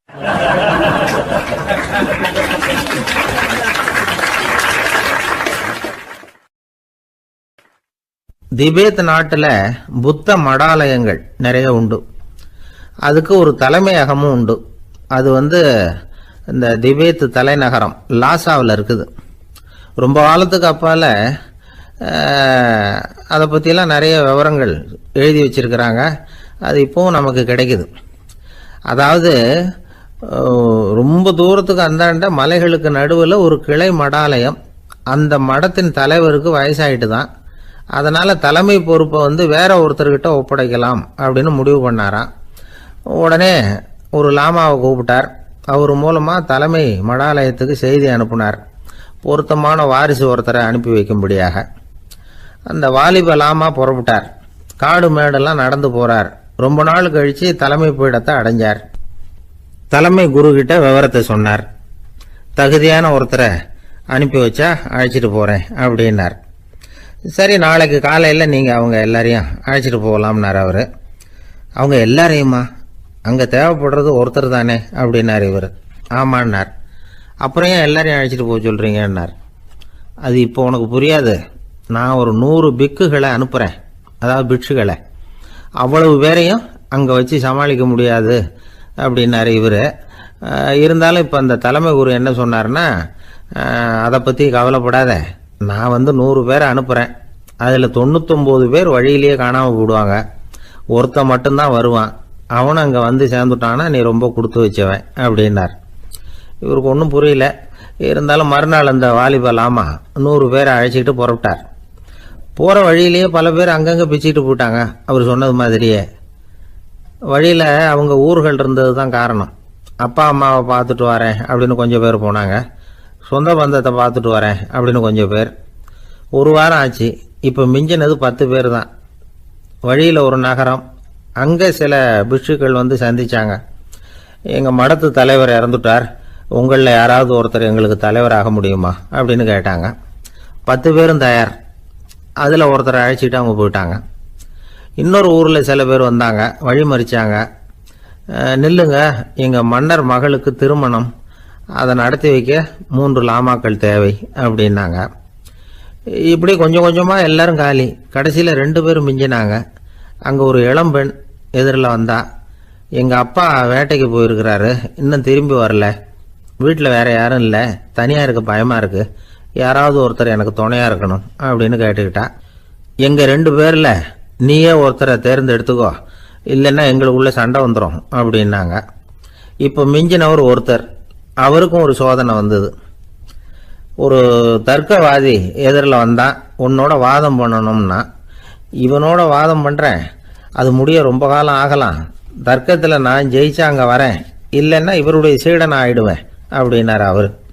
கடைசியாக அழைக்க வந்த வாலிபலாமா மட்டும் வெறும் கையோடு திரும்பி போனார். அங்கே இருந்த வயசான மடாதிபதி கேட்டார், எத்தனை பேர் அங்கேருந்து புறப்பட்டீங்கன்னார். என்னையும் சேர்த்து 101ன்னார் அவர். நல்லது, நீயாவது திரும்பி வந்தியே, அதுதான் எனக்கு போதும், ஏன்னா நீ தான் எனக்கு உண்மையான வாரிசு, அந்த 100 பேரில் யாரும் வரமாட்டாங்க அப்படின்னார் அவர். ஏன்னா அவருக்கு தெரியும் இவர் ஒருத்தர் தான் திரும்பி வருவாருங்கிறது. திபேத்தில் ஒரு பழங்கால பழமொழி உண்டாம், 100 பேர் செல்லலாம், எப்பொழுதாவது ஒருவன் அபூர்வமாக அடைய வேண்டிய இடத்தை அடைவான். இதுதான் அந்த பழமொழி. ஒரு உன்னதமான இலக்கை அடையணும்னா அது அவ்வளவு சுலபமான காரியம் இல்லை. இந்த காலத்து மடாலயம் ஒன்று, அதில் ஒரு தலைவர், அவருக்கு வயசாயிட்டுது, தனக்கு ஒரு வாரிசை நியமிக்கணும் அப்படின்னு ஆசைப்பட்டார். ரொம்ப கஷ்டப்பட்டு ஒருத்தரை பிடிச்சார், தனக்கு வாரிசா நியமிச்சுட்டு அவர் சமாதி ஆயிட்டார். புதுசாக பொறுப்பேற்றுக்கிட்டவர் அப்படியே உட்காந்துருந்தார். அவரை தேடிட்டு பத்திரிகை நிருபர்கள்லாம் வந்தாங்க, கேட்டாங்க. அவர் உங்கள் பொறுப்பில் அவர் பெரியவர் விட்டுட்டு போன இது எவ்வளவு சுமாராக தேரும், எவ்வளவு விட்டுட்டு போனார் அப்படின்னு கேட்டிருக்கிறாங்க. அது என்ன ஒரு 50 லட்சம் இருக்கும் அப்படின்னாராம். அவ்வளவும் பணமா அப்படின்னு கேட்டிருக்காங்க. இல்லைங்க, கடன் அப்படின்னாராம் இவர்.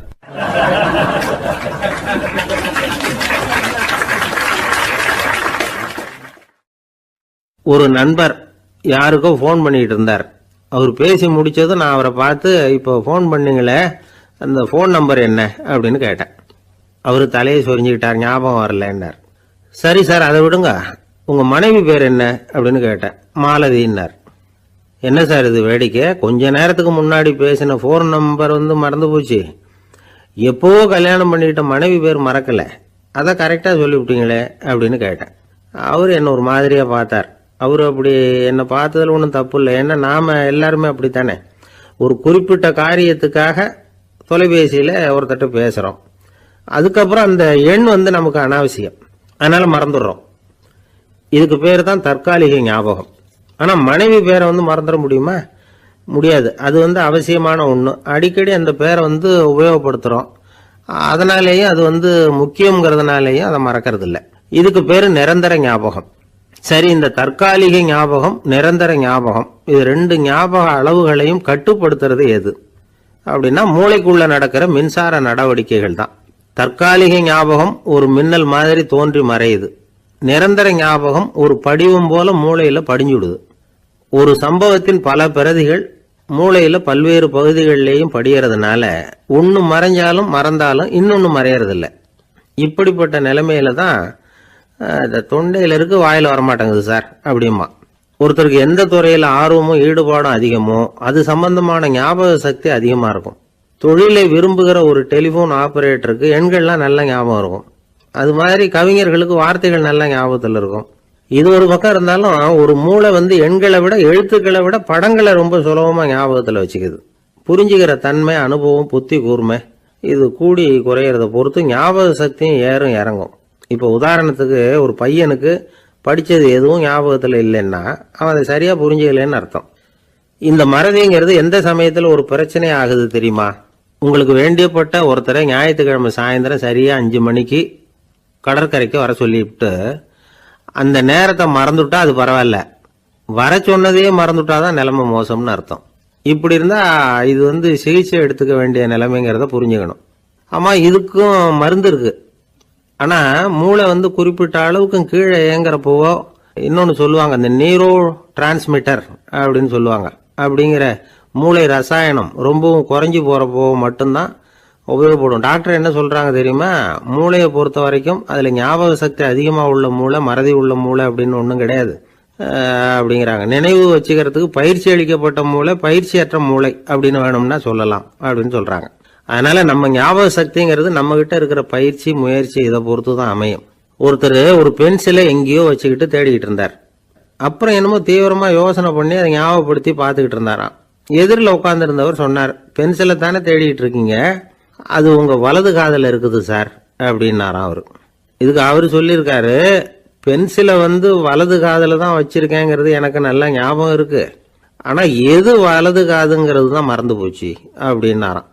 அவர் அதை தான் யோசிச்சுட்டு இருந்திருக்கிறார்.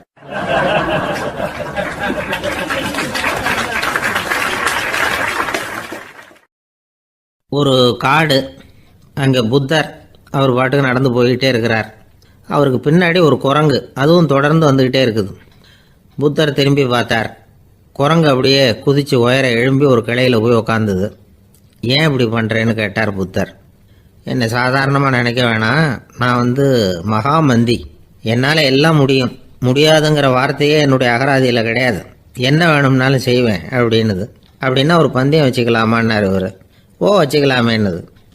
வேற ஒன்றும் இல்லை, இப்போ நீ மேலே எழும்பி அந்த கிளையில் உட்காந்தது மாதிரி அங்கேருந்து தாவி என் உள்ளங்கையில் உட்காரணும், அவ்வளவுதான் அப்படின்னார். அப்படி உட்காந்துட்டா என்ன பரிசு அப்படின்னு கேட்டது அது. சொர்க்கத்தில் இருக்கிற மாமன்னன் மரகத சக்கரவர்த்தியை என்னோட இருக்கும்படியாக கூப்பிட்டுக்கிறேன். அந்த சமயத்தில் அவருடைய அரியணை அங்கே காலியாயிடும், நீ அதில் போய் உட்காந்துக்கலாம். பந்தயத்தில் தோத்துட்டா ஒரு கல்ப காலம் இந்த பூமியில் வாழ வேண்டியிருக்கும், அதுக்கு பிறகு தான் என்கிட்ட வர முடியும், என்ன சொல்கிற அப்படின்னார். குரங்குக்கு தாவறது ஒரு பெரிய காரியமா? இது எனக்கு ரொம்ப சாதாரண விஷயம், என்ன இப்போவே தாவட்டுமா அப்படின்னுது. சரின்னு சொல்லி உள்ளங்கையை நீட்டினார். அவருடைய கை தாமரை இலை அளவுக்கு அப்படியே விரிஞ்சுது. குரங்கு சௌகரியமாக உட்கார்றதுக்காக. குரங்கு தாவறதுக்கு தயாராச்சு. அதுக்கு முன்னாடி ஒரு சின்ன யோசனை அதுக்கு. இந்த கிளையிலேருந்து அந்த கைக்கு தாவறது எனக்கு ரொம்ப அற்பமான ஒரு வேலை, இது ரொம்ப சாதாரணம், என்னுடைய கௌரவத்துக்கு இது சரியாக இருக்காது. அதனால் நான் என்ன பண்ண போகிறேன்னா, இங்கேருந்து கிளையிலேருந்து அப்படியே உயர எழும்ப போகிறேன். எழும்பி மேல் உலகம் போய் அங்கே ஒரு சுற்றி விட்டு அதுக்கப்புறம் அங்கேருந்து நேராக இந்த கையில் உட்கார போகிறேன் அப்படின்னு நினச்சிது. என்ன யோசிக்கிற அப்படின்னார் புத்தர். ஒன்றும் இல்லை, இந்த பாயிரம் பார் அப்படின்னு சொல்லி தாவி உயர போயிட்டுது. கொஞ்ச நேரத்தில் வான உலகத்துக்கே போய் சேர்ந்துட்டுது.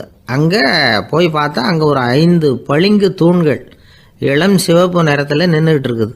குரங்கு நினச்சிக்கிட்டுது, புத்தர்கிட்ட போய் இந்த பளிங்கு தூண்களை பார்த்தோம்னு சொன்னால் அப்படியே திகைச்சு போயிடுவார், இந்த தூணில் ஏதாவது அடையாளம் செஞ்சுட்டு போகணும் அப்படின்னு அந்த இடத்துல மிதந்துக்கிட்டே நினச்சிது.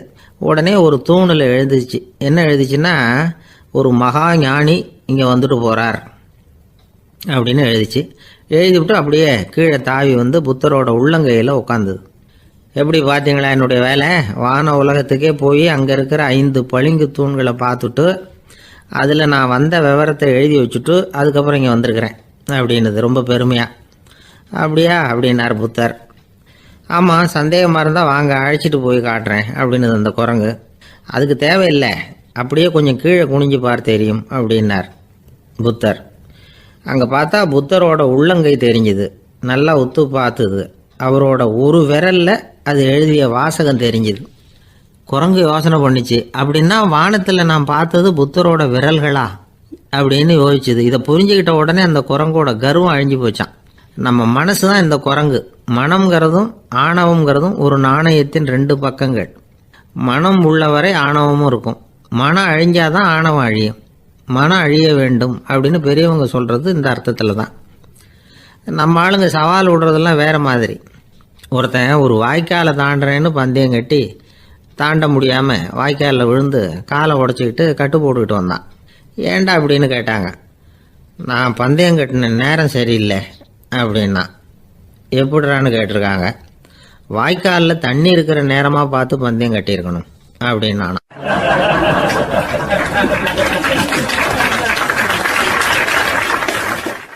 ஒருத்தர் ரொம்ப கவலையோடு உட்காந்துருந்தார். எதை பற்றி சார் கவலைப்படுறீங்கன்னு கேட்டோம். எதிர்காலத்தை பற்றி கவலைப்படுறேன்னார். ஏன்னு கேட்டோம். என்ன பண்ணுறதுன்னே தெரியல சார், எதிர்காலம் ஒரே இருட்டாக இருக்குது, பாதையே புரியலன்னார். இன்னைக்கு நம்ம இளைஞர்கள் பல பேருக்கு எதிர்காலம் இருட்டாக தான் தெரியுது. அவங்கெல்லாம் இந்த கதையை கொஞ்சம் கேட்கணும். ஒரு மலை அடிவாரத்தில் ஒரு சின்ன கிராமம். அந்த மலை ரொம்ப உயரமானது. அடர்த்தியாக செடி கொடிகள் மரங்கள் அதில் மண்டி கிடக்குது. பகல் வேளையில் இருட்டாக தான் இருக்கும், அவ்வளோ அடர்த்தி. அந்த மலை உச்சியில் ஒரு கோவில். நாள் ராத்திரியே புறப்பட்டாதான் காலையில் அந்த கோயிலுக்கு போய் சேர முடியும். கிராமத்து இளைஞன் ஒருத்தன் அந்த மலை உச்சிக்கு போக வேண்டியிருந்தது. கையில் ஒரு விளக்கை எடுத்துக்கிட்டு நாள் ராத்திரியே புறப்பட்டான். புறப்பட்டு போனவன் கிராமத்து எல்லையிலேயே நின்றுட்டான். ஏன் தெரியுமா? அவன் கையில் இருந்த விளக்கோட வெளிச்சம் 10 அடி தூரத்துக்கு தான் தெரியுது. அது வரைக்கும் தான் பாதை தெளிவாக இருக்குது. அதுக்கு அப்பால எல்லாம் ஒரே இருட்டாக இருக்குது, பாதை புரியல. இவன் யோசனை பண்ணி பார்த்தான். மனசுக்குள்ள ஒரு சந்தேகம். 10 அடி தூரம் தானே வெளிச்சம் தெரியுது, அப்படின்னா நாம் 10 அடி தூரம் தானே போக முடியும். அதுக்கும் அந்தாண்ட ஒரே இருட்டாக இருக்குது. அதில் எப்படி நாம் நடந்து போகிறது? நாம் ரொம்ப தூரம் நடந்து போய் ஆகணுமே. அப்படிப்பட்ட நினப்பெல்லாம் அவனுக்கு வந்துவிட்டது. இதுதான் அவன் மனசில் ஏற்பட்ட தயக்கம். இப்படி யோசிச்சுக்கிட்டே அந்த இளம் ஆசாமி புறப்பட்ட இடத்துலேயே நின்றுக்கிட்டு இருக்கிறான். அந்த சமயத்தில் ஒரு வயசான பெரியவர் அந்த பக்கமாக வந்தார். அவர் கையில் இதை விட சின்னதாக ஒரு விளக்கு வச்சுருந்தார். அது எப்படின்னா அது ஒரு 5 அடி தூரத்துக்கு தான் வெளிச்சம் காட்டுது. அவ்வளவு சின்ன விளக்கு. அவரும் மலை உச்சிக்கு போகிறதுக்காக தான் வந்துகிட்டு இருக்கிறார். அவரை பார்த்து இவன் கேட்டான், என்ன பெரியவரே, இவ்வளவு சின்ன விளக்கை வச்சுக்கிட்டு அவ்வளவு தூரத்துக்கு எப்படி மலையேற போகிறீங்க அப்படின்னு கேட்டான். நீ ஏன் இப்படி தயங்கிட்டே நிற்கிறேன்னு கேட்டார் பெரியவர். என்கிட்ட இருக்கிற விளக்கு 10 அடி தூரத்துக்கு தான் பாதையை காட்டுதுன்னா. இப்போ பெரியவர் சொன்னார், தம்பி, உன் கையில் இருக்கிற விளக்கு கொடுக்குற வெளிச்சத்தை வச்சு நீ முதல்ல 10 அடி தூரம் முன்னாடி போ. 10வது அடியில் போய் நின்றுக்கிட்டு பாரு. மறுபடியும் ஒரு 10 அடி தூரத்துக்கு பாதை தெரியும். இப்படி உன் கையில் இருக்கிற விளக்கு தொடர்ந்து வெளிச்சம் காட்டிக்கிட்டே இருக்கும். நீ முன்னேற முன்னேற அந்த வெளிச்சமும் முன்னேறும். அதனால் எத்தனை கிலோமீட்டர் தூரம் வேணும்னாலும் நீ இந்த 10 அடி தூரம் வெளிச்சத்தை வச்சுக்கிட்டே நீ போயிடலாம், புறப்படு அப்படின்னார். இப்போ தான் அந்த பெரியவர் சொன்னது இளைஞனுக்கு பளிச்சுன்னு புரிஞ்சுதான். உடனே உற்சாகமாக புறப்பட்டான், உச்சிக்கு போய் சேர்ந்தான். இந்த கதையிலேருந்து நாம் புரிஞ்சிக்க வேண்டியது என்ன தெரியுமா? நீண்ட கால திட்டம் ஒன்று போடும் பொழுது நமக்கு முன்னாடி இருக்கிறத மறந்துட்டு மனசை போட்டு குழப்பிக்க கூடாது. உங்கள் கையில் என்ன இருக்கோ அதுலேயே உங்கள் எதிர்காலம் மறைஞ்சிருக்குது. கண் முன்னாடி தெரியறத வச்சு ஆரம்பிங்க, போக போக வழி தானாக புலப்படும் அப்படிங்கிறார் ஒரு பெரியவர். பெரிய பயணங்களையெல்லாம் இப்படி தான் நடத்த வேண்டியிருக்கும். ஒவ்வொரு அடியாக எடுத்து வச்சா ஓடி போய் சேர்ந்து விடலாம். மலைச்சி போய் நின்றுட்டா நின்றுக்கிட்டே இருக்க வேண்டியது தான். நம்ம ஆள்லாம் ரொம்ப மோசமாக இருக்கிறாங்க. ஒருத்தன் அப்படி தான் நீண்ட தூர பிரயாணம் ஒன்று புறப்பட்டான். ரயில் போய்கிட்டே இருந்தது. கொஞ்சம் தூரம் போச்சு, பாதி வழியில் கையில் வச்சுருந்த டிக்கெட்டை காற்றுல விட்டுட்டான். ஐயோ, என் டிக்கெட்டு போயிட்டுதே அப்படின்னு கத்த ஆரம்பிச்சுட்டான். பக்கத்தில் இருந்த பெரியவர் அவனை பார்த்து பரிதாபப்பட்டு, கவலைப்படாத தம்பி, போனால் போகுது, வேறு டிக்கெட் வாங்கிக்கலாம் அப்படின்னு ஆறுதல் சொன்னார். அதுக்கு அவன் சொல்கிறான், சார், நான் அதுக்காக அழலை, அந்த டிக்கெட்டு கிடைச்சா தானே நான் எந்த ஊருக்கு போகணுங்கிறது எனக்கு தெரியும் அப்படிங்கிறான்.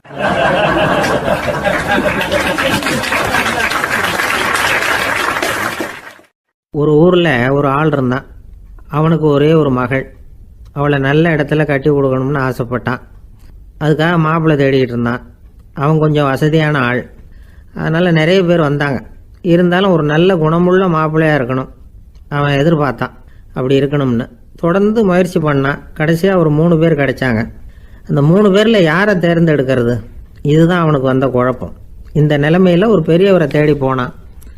அவர்கிட்ட தன்னுடைய பிரச்சனையை சொன்னான். அவர் கொஞ்சம் யோசனை பண்ணார். அதுக்கப்புறம் 3 பேரையும் கூப்பிட்டார். இதை பாருங்கப்பா, உங்கள் 3 பேருக்கும் 3 மாத கால அவகாசம் தர்றேன். நீங்கள் இப்போ போகலாம். 3 மாதம் கழித்து திரும்பி வரலாம். அப்படி வரும்பொழுது இந்த 3 மாத காலத்தில் நீங்கள் செஞ்ச நல்ல காரியம் ஏதாவது ஒன்று சொல்லணும். அதை வச்சு உங்களில் ஒருத்தரை நாங்கள் தேர்ந்தெடுத்துக்கிறோம் அப்படின்னு சொன்னாராம். 3 பேரும் சரின்னு சொல்லிவிட்டு திரும்பி போயிட்டாங்க. 3 மாதம் ஆச்சு. அதுக்கப்புறம் ஒரு நாள் திரும்பி வந்தாங்க. அவர் அவங்கள கூப்பிட்டு உட்கார வச்சார். அப்புறம் கேட்டார், இப்போ சொல்லுங்கள், இந்த 3 மாத காலத்தில் நீங்கள் செஞ்சுருக்கிற ஏதாவது ஒரு நல்ல காரியத்தை சொல்லுங்கள் அப்படின்னார். முதல்ல ஒருத்தன் எழுந்திரிச்சு நின்னான். ஐயா, எங்கள் அப்பா இறந்த பிறகு அவரோட கணக்கு வழக்குகளை எடுத்து பார்த்துக்கிட்டு இருந்தேன். அவர் ஒரு வியாபாரிகிட்ட 10,000 ரூபா கடன் வாங்கியிருக்கிறதாக எழுதியிருந்தார். அந்த வியாபாரியும் இப்போ உயிரோடு இல்லை. இருந்தாலும் அந்த வியாபாரியோட மகனை தேடி கண்டுபிடிச்சேன். கணக்கு புத்தகத்தை காட்டினேன். எங்கள் அப்பா உங்கள் அப்பா கிட்ட 10,000 ரூபா கடன் வாங்கியிருக்கிறதாக இதை எழுதியிருக்கிறார். அதனால் அதை திருப்பி கொடுக்கறதுக்காக வந்திருக்கிறேன், இந்தாங்க அந்த பணம் அப்படின்னு சொல்லி கொடுத்துட்டு வந்துட்டேன் அப்படின்னு நானும். இதை பெரியவர் கவனமாக கேட்டுக்கிட்டார். அதுக்கப்புறம் 2வது இளைஞன் எழுந்திருச்சான். ஐயா, நான் போன மாதம் ஒரு நாள் ராத்திரி வேளையில் ஒரு காட்டுப்பாதை வழியாக எங்கள் ஊருக்கு போய்கிட்டு இருந்தேன். அந்த சமயத்தில் அந்த வழியாக வந்துக்கிட்டு இருந்த ஒரு வழிப்போக்கர்கிட்ட 4-5 திருடர்கள் வம்பு வளர்த்து அவர்கிட்ட இருந்த பொருளை எல்லாம் கொள்ளையடிச்சிக்கிட்டு இருந்தாங்க. நான் உடனே ஒரு குச்சியை எடுத்துகிட்டு ஓடினேன். அந்த திருடர்களை அடித்து விரட்டினேன். பொருளையெல்லாம் மீட்டு அந்த வழிப்போக்கர்கிட்ட ஒப்படைச்சேன். அவரை பத்திரமா அழைச்சிட்டு போய் அவர் வீட்டில் விட்டுட்டு வந்தேன் அப்படின்னு நானும். இதையும் பெரியவர் கவனமாக கேட்டுக்கிட்டார். அடுத்தபடியாக 3வது இளைஞன் எழுந்திருச்சான். ஐயா, போன மாதம் ஒரு நாள் நான் ஒரு மலைப்பாதை வழியாக போய்கிட்டு இருந்தேன். மலைப்பாதை விளிம்பில் ஒரு மதகு கட்டை, அது மேலே ஒரு ஆள் படுத்து தூங்கிட்டு இருந்தான். அந்த பக்கம் தவறி உருண்டு விழுந்திருந்தான்னா அதில் பாதாளம், அது மலையடி வாரத்தில் போய் தான் விழணும், அவ்வளவு பள்ளம். அது தெரியாமல் அவன் பாட்டுக்கு தூங்கிட்டு இருந்தான். நான் உடனே அவன்கிட்ட ஓடி போய் குனிஞ்சு அவன் முகத்தை பார்த்தேன். அப்போ தான் புரிஞ்சுது, அவன் ஏற்கனவே எனக்கு தெரியும். அவனை எனக்கு நிறைய கெடுதல் பண்ணியிருக்கிறான், இடைஞ்சல் கொடுத்தவன். இருந்தாலும் ஐயோ பாவம்னு நினச்சி அவனை எழுப்பி பாதுகாப்பாக வேற ஒரு இடத்துல படுக்க வச்சுட்டு வந்தேன் அப்படின்னு நானும். பெரியவர் இதையும் கேட்டுக்கிட்டார். அதுக்கப்புறம் அவங்க 3 பேரையும் பார்த்து, நீங்கள் போகலாம், நாங்கள் யோசித்து முடிவு பண்ணி உங்களுக்கு சொல்லி அனுப்புகிறோம் அப்படின்னாராம். அந்த இளைஞர்கள் புறப்பட்டு போயிட்டாங்க. அதுக்கப்புறம் அந்த பெண்ணோட அப்பாவை பார்த்து சொன்னார், இந்த 3 பேருமே நல்ல பிள்ளைங்க தான், அதில் ஒன்றும் சந்தேகம் இல்லை. இருந்தாலும் இந்த 3 பேர் செஞ்ச செயல்களையும் ஒப்பிட்டு பார்க்க வேண்டியிருக்கு. முதல் இளைஞன் நேர்மைக்கு எடுத்துக்காட்டாக விளங்குறான். இந்த காலத்தில் இது மாதிரி இளைஞர்களை பார்க்கறது ரொம்ப கஷ்டம்தான். இருந்தாலும் அவன் கடமையை தான் செஞ்சான். 2வது இளைஞன் நல்ல வீரன், தைரியசாலி. ஒரு வீரன் எதை செய்யணுமோ அதைத்தான் இவன் செஞ்சான். இவன் ஒரு லட்சிய மனிதன். 3வது இளைஞன் தன்னுடைய பகைவனுக்கே உதவி செஞ்சிருக்கான். அவன் உயிரை காப்பாற்றியிருக்கிறான். பகைவனுக்கு அருள்வதுங்கிறது ஒரு சாதாரண மனுஷனால் செய்யக்கூடிய காரியம் இல்லை. பகையை மறக்கிறதும் பகைவனுக்கு அருள்வதும் தெய்வீக பண்புகள். அதனால் இவனையே உன்னுடைய மகளுக்கு ஏற்ற மாப்பிள்ளையா தேர்ந்தெடுக்கலாம் அப்படின்னு சொன்னாங்களாம். ஒரு நல்ல நாளில் அவங்களுக்கு திருமணம் நல்ல விதமாக நடந்து முடிஞ்சுதான். இது சுவாமி சின்மயானந்தர் சொல்லியிருக்கிற ஒரு கதை. இதிலேருந்து நாம் புரிந்து கொள்ள வேண்டிய ஒரு கருத்து, நமக்கு கெடுதல் பண்ணவங்களுக்கும் நாம் நல்லது செய்யணும். ஆனால் நடைமுறையில் அப்படி நம்மளால் செய்ய முடியறதில்ல. அதுதான் சிக்கல். நம்மால் ஒருத்தங்கிட்ட கேட்டேன், ஏண்டா உன்னுடைய பகைவன் ஒருத்தன் அது மாதிரி ஒரு மலைப்பாதை மதகு கட்டையில் படுத்திருந்தா உடனே நீ என்ன நினைப்ப அப்படின்னு கேட்டோம். இது ஒரு அருமையான சந்தர்ப்பம்னு நினைப்பேன் அப்படின்னா. எதுக்குன்னு கேட்டோம். அவனை அந்த பக்கமாக உருட்டி கீழே தள்ளுறதுக்கு அப்படின்னா.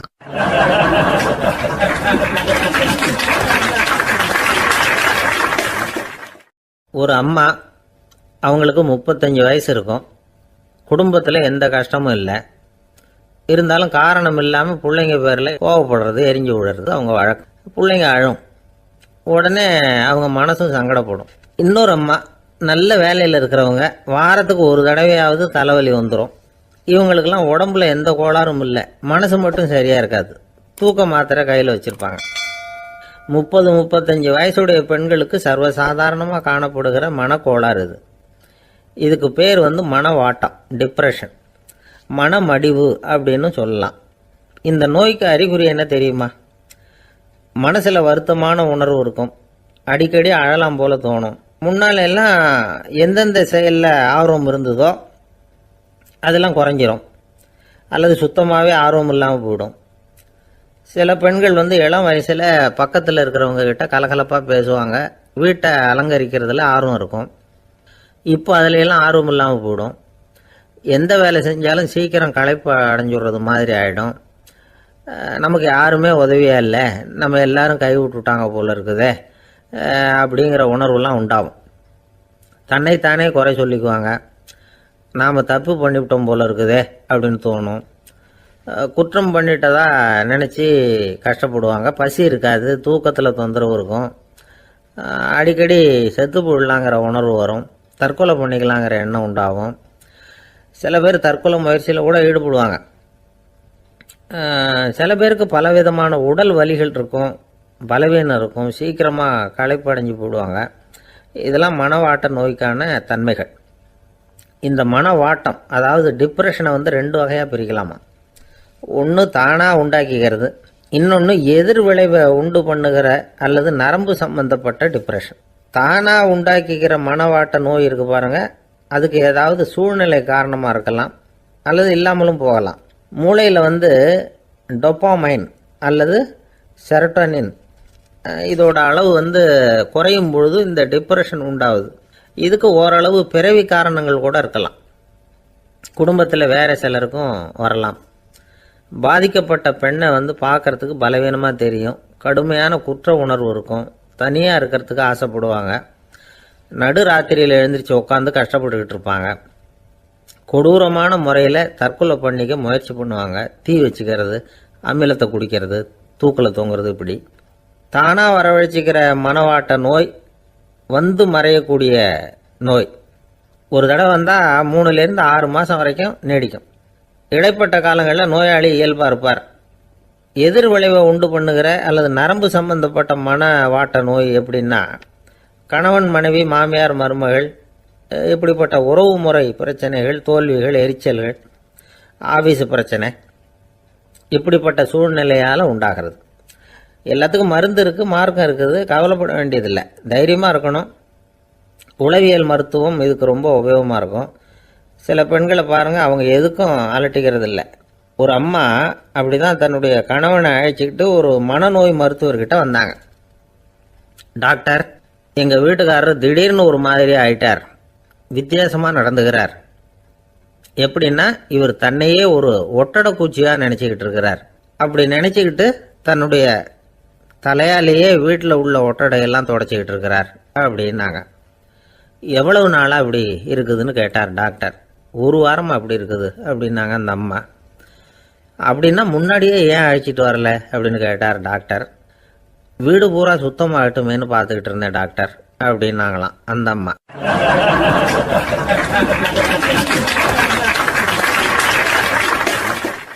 ஒரே ஒரு ஊரில் ஒரு பாதிரியார் இருந்தார். ரொம்ப நாள் சந்தோஷமாக வாழ்ந்தார். ஒரு நாள் அவர் மடத்து சமையல் அறையில் பாத்திரங்களை கழுவி துலக்கி சுத்தப்படுத்திக்கிட்டு இருந்தார். அந்த சமயத்தில் ஒரு தேவதூதன் அவர் முன்னாடி வந்து நின்னான். இவர் நிமிர்ந்து பார்த்தார். ஆண்டவர் என்னை வந்து உங்ககிட்ட அனுப்பியிருக்கிறார், பரலோகத்தில் வாசம் செய்யறதுக்கு உங்களுக்கு நேரம் வந்துட்டுது அப்படின்னு அந்த ஆள். ஆண்டவருக்கு என்னோட ஞாபகம் வந்ததுக்கு நன்றி. ஆனாலும் இப்போ இங்கே நீயே பாரு, எவ்வளவு பாண்டங்கள் பாக்கி இருக்கு, இவ்வளவையும் நான் வந்து சுத்தப்படுத்த வேண்டியிருக்கு. நான் வந்து நன்றி கெட்டவனாக இருக்க விரும்பலை. இந்த பணியை முடிக்கிற வரைக்கும் என்னுடைய பரலோக வாழ்வை தள்ளி வைக்க முடியுமா? நீ என்ன நினைக்கிற அப்படின்னு கேட்டார். தேவதூதன் தனக்கே உரிய விவேகத்தோட அன்போட பாதிரியாரை பார்த்தான். சரி, என்ன செய்யலாம்ங்கிறத அப்புறம் சொல்கிறேன் அப்படின்னு சொல்லிவிட்டு புறப்பட்டு போயிட்டான். ஒரு நாள் அந்த பாதிரியார் தோட்டத்தில் உள்ள களைகளை எல்லாம் ஒரு களை கொத்தியால் கொத்தி களை எடுத்துக்கிட்டு இருக்கிறார். அந்த சமயத்தில் இந்த தேவதூதன் மறுபடியும் அவர் முன்னாடி வந்து நிற்கிறான். பாதிரியார் பார்த்தார். இதை பாரு, இந்த தோட்டம் பூராவும் எவ்வளவு களை மண்டி கிடக்கு, பரலோகம் கொஞ்ச காலம் எனக்காக பொறுத்திருக்கலாம்னு நீ நினைக்கிறியா அப்படின்னு கேட்டார். தேவதூதன் சிரிச்சுக்கிட்டே மறுபடியும் மறைஞ்சிட்டான். மறுபடியும் அவர் களை எடுக்கிறது, தானிய களஞ்சியத்துக்கு வர்ணம் பூசுறது, இப்படிப்பட்ட வேலைகளில் ஈடுபட்டிருக்கார். இன்னொரு நாள் ஒரு மருத்துவமனையில் நோயாளிகளை கவனிச்சுக்கிட்டு ரொம்ப தீவிரமாக இருக்கிறார் அந்த பாதிரியார். ஒரு நோயாளியோட தாகத்துக்கு தண்ணீர் கொடுத்துட்டு நிமிர்ந்து பார்க்குறப்போ தேவதூதன் மறுபடியும் அவர் முன்னாடி வந்து நிற்கிறான். இந்த தடவை பாதிரியார் தன்னலமற்றவராக பேரன்பை காட்டக்கூடிய வகையில் தன்னுடைய 2 கைகளையும் உயர்த்தியபடி தேவதூதனின் கவனத்தை வந்து பிணியால் வாடக்கூடிய நோயாளிகளின் பக்கம் திருப்பினாராம். தேவதூதன் ஒன்றும் சொல்லலை, மறைஞ்சிட்டான். அன்னைக்கு சாயந்தரம் பாதிரியார் வந்து மடத்தில் உள்ள தன்னுடைய அறைக்கு போய் இளைப்பாறினார். யோசித்து பார்த்தார். தேவதூதனையும் தேவதூதனின் விருப்பத்தையும் பல நாள் தள்ளி போட்டு வந்ததையும் அவர் ரொம்ப நினச்சி பார்த்தார். திடீர்னு தான் வந்து முதுமை அடைகிறதையும் சோர்வு அடைகிறதையும் உணர்ந்தார். ஆண்டவரை நினைச்சார். ஆண்டவரே, உம்முடைய தூதனை மறுபடியும் என்கிட்ட அனுப்புனா நான் சந்திக்கிறதுக்கு ஆவலாக இருக்கேன் அப்படின்னு சொல்கிறப்பவே தேவதூதன் பக்கத்தில் வந்து நின்னான். பாதிரியார் நிமிர்ந்து பார்த்தார். நீ இப்போவே என்னை அழைச்சிக்கிட்டு போக விரும்பினா நான் பரலோகத்துக்கு வர்றதுக்கு தயாராக இருக்கேன்னார். தேவதூதன் அந்த பாதிரியாரை அன்போடவும் விவேகத்தோடவும் பார்த்து, நீங்கள் வந்து என் கூட பரலோகத்துக்கு வர்ற தயாராக இருக்கிறதா சொல்கிறீங்க, ஆனால் நீங்கள் இது வரைக்கும் வேற எங்கே இருந்ததா நினைக்கிறீங்க அப்படின்னு நானும். அப்படின்னா இது வரைக்கும் இருந்த இடம் தான் பரலோகம் அப்படிங்கிறத உணர்த்தியிருக்கிறான். பரலோகம்னா என்னன்னு புரிஞ்சுக்கிறதுக்கு இந்த சம்பவம் நமக்கு உதவியாக இருக்குது. தொண்டு செய்கிறத விட பெரிய செயல் வேற எதுவும் இருக்க முடியாது. அது நம்ம மனசுக்கு கொடுக்குற சுகத்தை வேற எதுவும் கொடுக்க முடியாது. நாம் தொண்டு செய்கிற இடம் தான் அந்த புண்ணிய இடம். ஆனால் இந்த காலத்துல எல்லாம் நாம் தொண்டு செய்யணும்னு நினச்சி ஏதாவது ஆரம்பித்தா கூட அதை ஒரு மாதிரியாக சுற்றி நின்று வேடிக்கை பார்க்க ஆரம்பிச்சிடுறாங்க. ஒரு பெரியவர் அப்படித்தான் ஒரு தொண்டு செஞ்சுக்கிட்டு இருந்தார். ஒரு கோவில் கட்டிக்கிட்டு இருந்தாங்க. அதில் ஒரு இடத்துல ஒரு பலகையை வச்சு ஆணி அடிக்கிற வேலையை செஞ்சுக்கிட்டு இருந்தார் அந்த பெரியவர். ஒரு சின்ன பையன் அதை ரொம்ப ஊக்கமாக அக்கறையாக கவனிச்சுக்கிட்டு இருந்தான். பெரியவர் இதை கவனித்தார். என்னப்பா பார்க்குற, உனக்கும் இது மாதிரி தொண்டு செய்யணும்னு ஆசையாக இருக்கா அப்படின்னு கேட்டார். அதுக்கு அந்த பையன் சொல்கிறான், அப்படி இல்லைங்க, நீங்கள் ஆணி அடிக்கிறப்போ கையில் சுத்தியால் அடிச்சுக்கிட்டா எப்படி துடிப்பீங்க எப்படி கத்துவீங்கன்னு தெரிஞ்சுக்கிறதுக்காக அதை பார்க்கணும்னு ஆசை, அதுக்காக தான் காத்துக்கிட்டு இருக்கேன் அப்படின்னு நான்.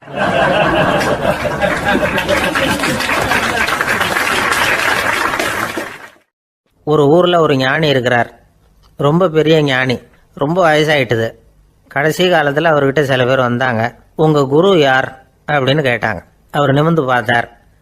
எனக்கு ஆயிரக்கணக்கான குருமார்கள் உண்டு, அவங்க பேரெல்லாம் சொல்லணும்னா இந்த காலம் பத்தாது.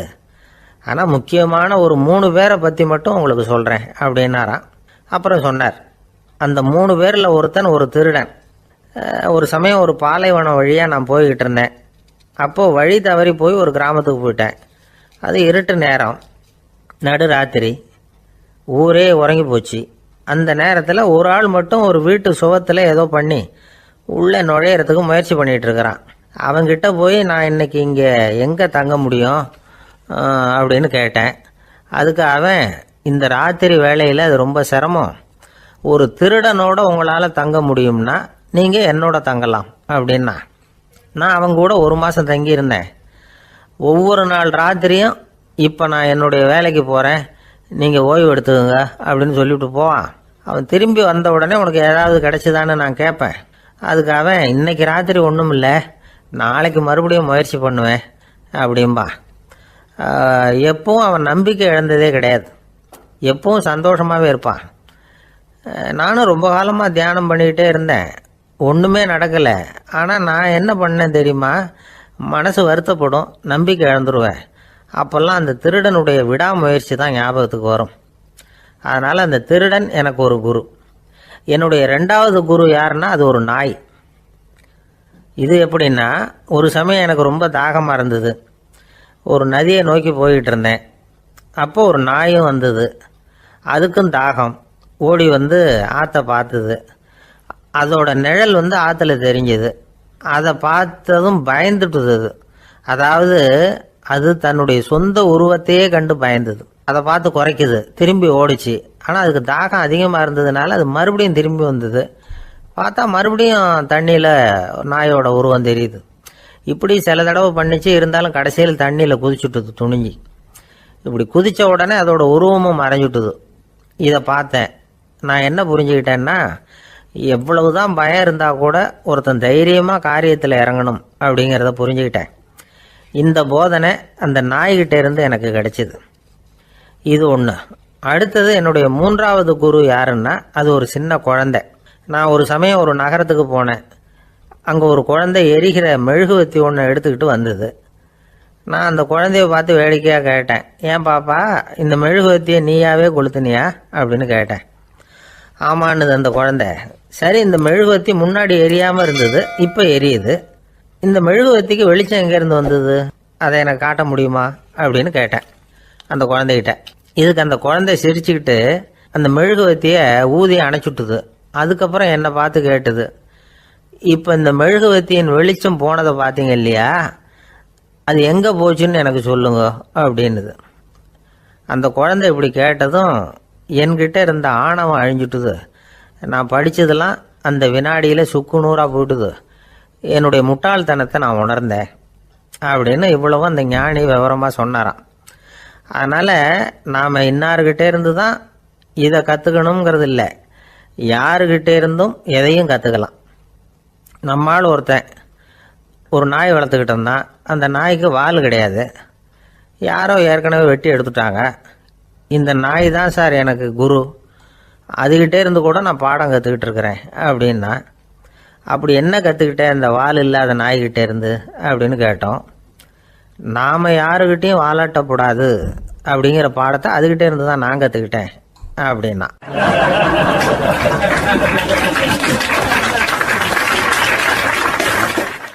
ஒருத்தர் சிகரெட்டும் கையுமா வந்தார். சார், இந்த புகைப்பிடிக்கிற பழக்கத்தை நிறுத்தி போடணும்னு தான் பார்க்குறேன், முடியலன்னார். புகைப்பிடிக்கிறத நிறுத்துறது ரொம்ப சுலபம் சார் அப்படின்னார் இன்னொருத்தர். எப்படி சொல்கிறீங்கன்னு கேட்டார் அவர். நான் கூட ஏற்கனவே 10 தடவை அந்த பழக்கத்தை நிறுத்தி இருக்கிறேன் சார் அப்படின்னார் இவர். இதுலேருந்து என்ன தெரியுது? புகைப்பழக்கத்தை திடீர்னு விட்டு விடுறதுங்கிறது ரொம்ப கஷ்டம்னு தெரியுது. இருந்தாலும் இது சம்பந்தமான ஆராய்ச்சி, அனுபவம், இது ரெண்டையும் அடிப்படையாக வச்சு சில வழிமுறைகளை சொல்கிறாங்க. அதாவது புகைப்பிடிக்கிறத நிறுத்துறதுக்கு 10 வழிகள் உண்டு அப்படின்னு சொல்கிறாங்க. அது என்னங்கிறத தெரிஞ்சுக்கிட்டா உபயோகப்படுதான்னு பார்க்கலாமே. முதல் கருத்து என்னன்னா, கொஞ்ச நாளைக்கு புகைப்பிடிக்கிற நண்பர்களை விட்டு விலகி இருக்கணும். இதனால் புகைப்பிடிக்கிற ஆசை குறையும். அந்த பழக்கத்தை மறுபடியும் ஆரம்பிக்கப்படாதுங்கிற எண்ணம் உறுதிப்படும். ரெண்டாவது கருத்து, புகைப்பிடிக்கிறதை எதிர்த்து தீவிரமாக பிரச்சாரம் செய்ய ஆரம்பிச்சிடணும். அது அடுத்தவங்களுக்கும் உபயோகப்படும், உங்களுக்கும் உபயோகப்படும். உங்கள் உள்ளுணர்வை அது தூண்டும், உங்களை உறுதி கொள்ள வைக்கும். மூன்றாவது கருத்து என்னன்னா, தினமும் 2 தடவை குளிக்கணும். எப்படி தெரியுமா? முதல்ல வெது வெதுப்பான தண்ணீர், அப்புறம் குளிர்ந்த தண்ணீர், இப்படி மாறி மாறி குளிக்கணுமா. நாலாவது கருத்து, உடற்பயிற்சிகள் செய்யணும். மூச்சு வாங்குற மாதிரியான பயிற்சிகள் ரொம்ப நல்லதான். பிராணாயாமம் அப்படிங்கிற மூச்சு பயிற்சி ரொம்ப நல்லதுங்கிறாங்க. அப்புறம் 5வது கருத்து, சாப்பாடு மிதமாக இருக்கணும், சீராக இருக்கணும். பச்சை காய்கறிகள், பழங்கள் சாப்பாட்டில் சேர்த்துக்கலாம். அடிக்கடி கொஞ்சம் கொஞ்சமாக சாப்பிட்டு ரத்தத்தில் சர்க்கரையின் அளவை பராமரிக்கணும். இது நரம்புகளை அமைதிப்படுத்தும். 6வது கருத்து என்னன்னா, ரொம்ப நேரம் பசியோடு இருக்கக்கூடாது. புகைப்பிடிக்கிறத நிறுத்த முயற்சி செய்யும் பொழுது எடை குறைப்பு நடவடிக்கைகளை மேற்கொள்ளக்கூடாது. 7வது கருத்து, காப்பி, தேநீர், மதுபானம், அப்புறம் போதைப் பொருள்கள் கலந்த உணவுகள் இதெல்லாம் வேணாம். புகைப்பிடிக்கிறத அதெல்லாம் ஊக்கப்படுத்தும். கடுகு, மிளகு, அப்புறம் காரமான பொருள்களை தவிர்க்கணும். உப்பு அளவை குறைக்கணும். தினமும் 10 குவளை தண்ணீராவது குடிக்கணும். வெறும் தண்ணி புகைப்பிடிக்கிற ஆவலை தணிக்குதான். 8வது கருத்து, கையில் சிகரெட்டு, புகையில ஏதாவது இருந்தால் உடனே தூக்கி எறிஞ்சிருங்க. அது கையில் இருக்கிற வரைக்கும் புகைப்பிடிக்கிற ஆசை வந்துக்கிட்டே இருக்கும். 9வது கருத்து என்னன்னா, இறை நம்பிக்கை உள்ளவங்க புகைப்பிடிக்கிற எண்ணம் வர்றப்போவெல்லாம் பிரார்த்தனை செய்ய ஆரம்பிச்சுடலாம். 10வது கருத்து, உங்களுக்கு ரொம்பவும் வேண்டியவங்க யாரோ அவங்கக்கிட்ட எல்லாம் நீங்கள் புகைப்பிடிக்கிறத நிறுத்தி விட்டதா சொல்லிவிடுங்க. இந்த 10 வழிகளையும் கடைபிடிக்க ஆரம்பிச்சுட்டா புகைப்பிடிக்கும் பழக்கத்தை நிறுத்தி விடலாம் அப்படின்னு சொல்கிறாங்க அனுபவப்பட்டவங்க. முயற்சி பண்ணி பார்க்கலாம். ஒரு முக்கியமான இடத்துல நின்றுக்கிட்டு இருந்தார் ஒருத்தர். அங்கே இன்னொருத்தர், ஏன் சார் இந்த இடத்துல சிகரெட் பிடிக்கலாமா அப்படின்னு அனுமதி கேட்டார். இந்த இடத்துல சிகரெட் பிடிக்கக்கூடாதுங்க அப்படின்னாரு இவர். நீங்கள் இப்படி சொல்கிறீங்க, ஆனால் இந்த இடத்துல கீழே நிறைய சிகரெட் துண்டுகள் கிடக்குதே, அவங்கெல்லாம் யார்? அவங்கெல்லாம் உங்கள் மாதிரி என்கிட்ட அனுமதி கேட்காதவங்க அப்படின்னாராம் இவர்.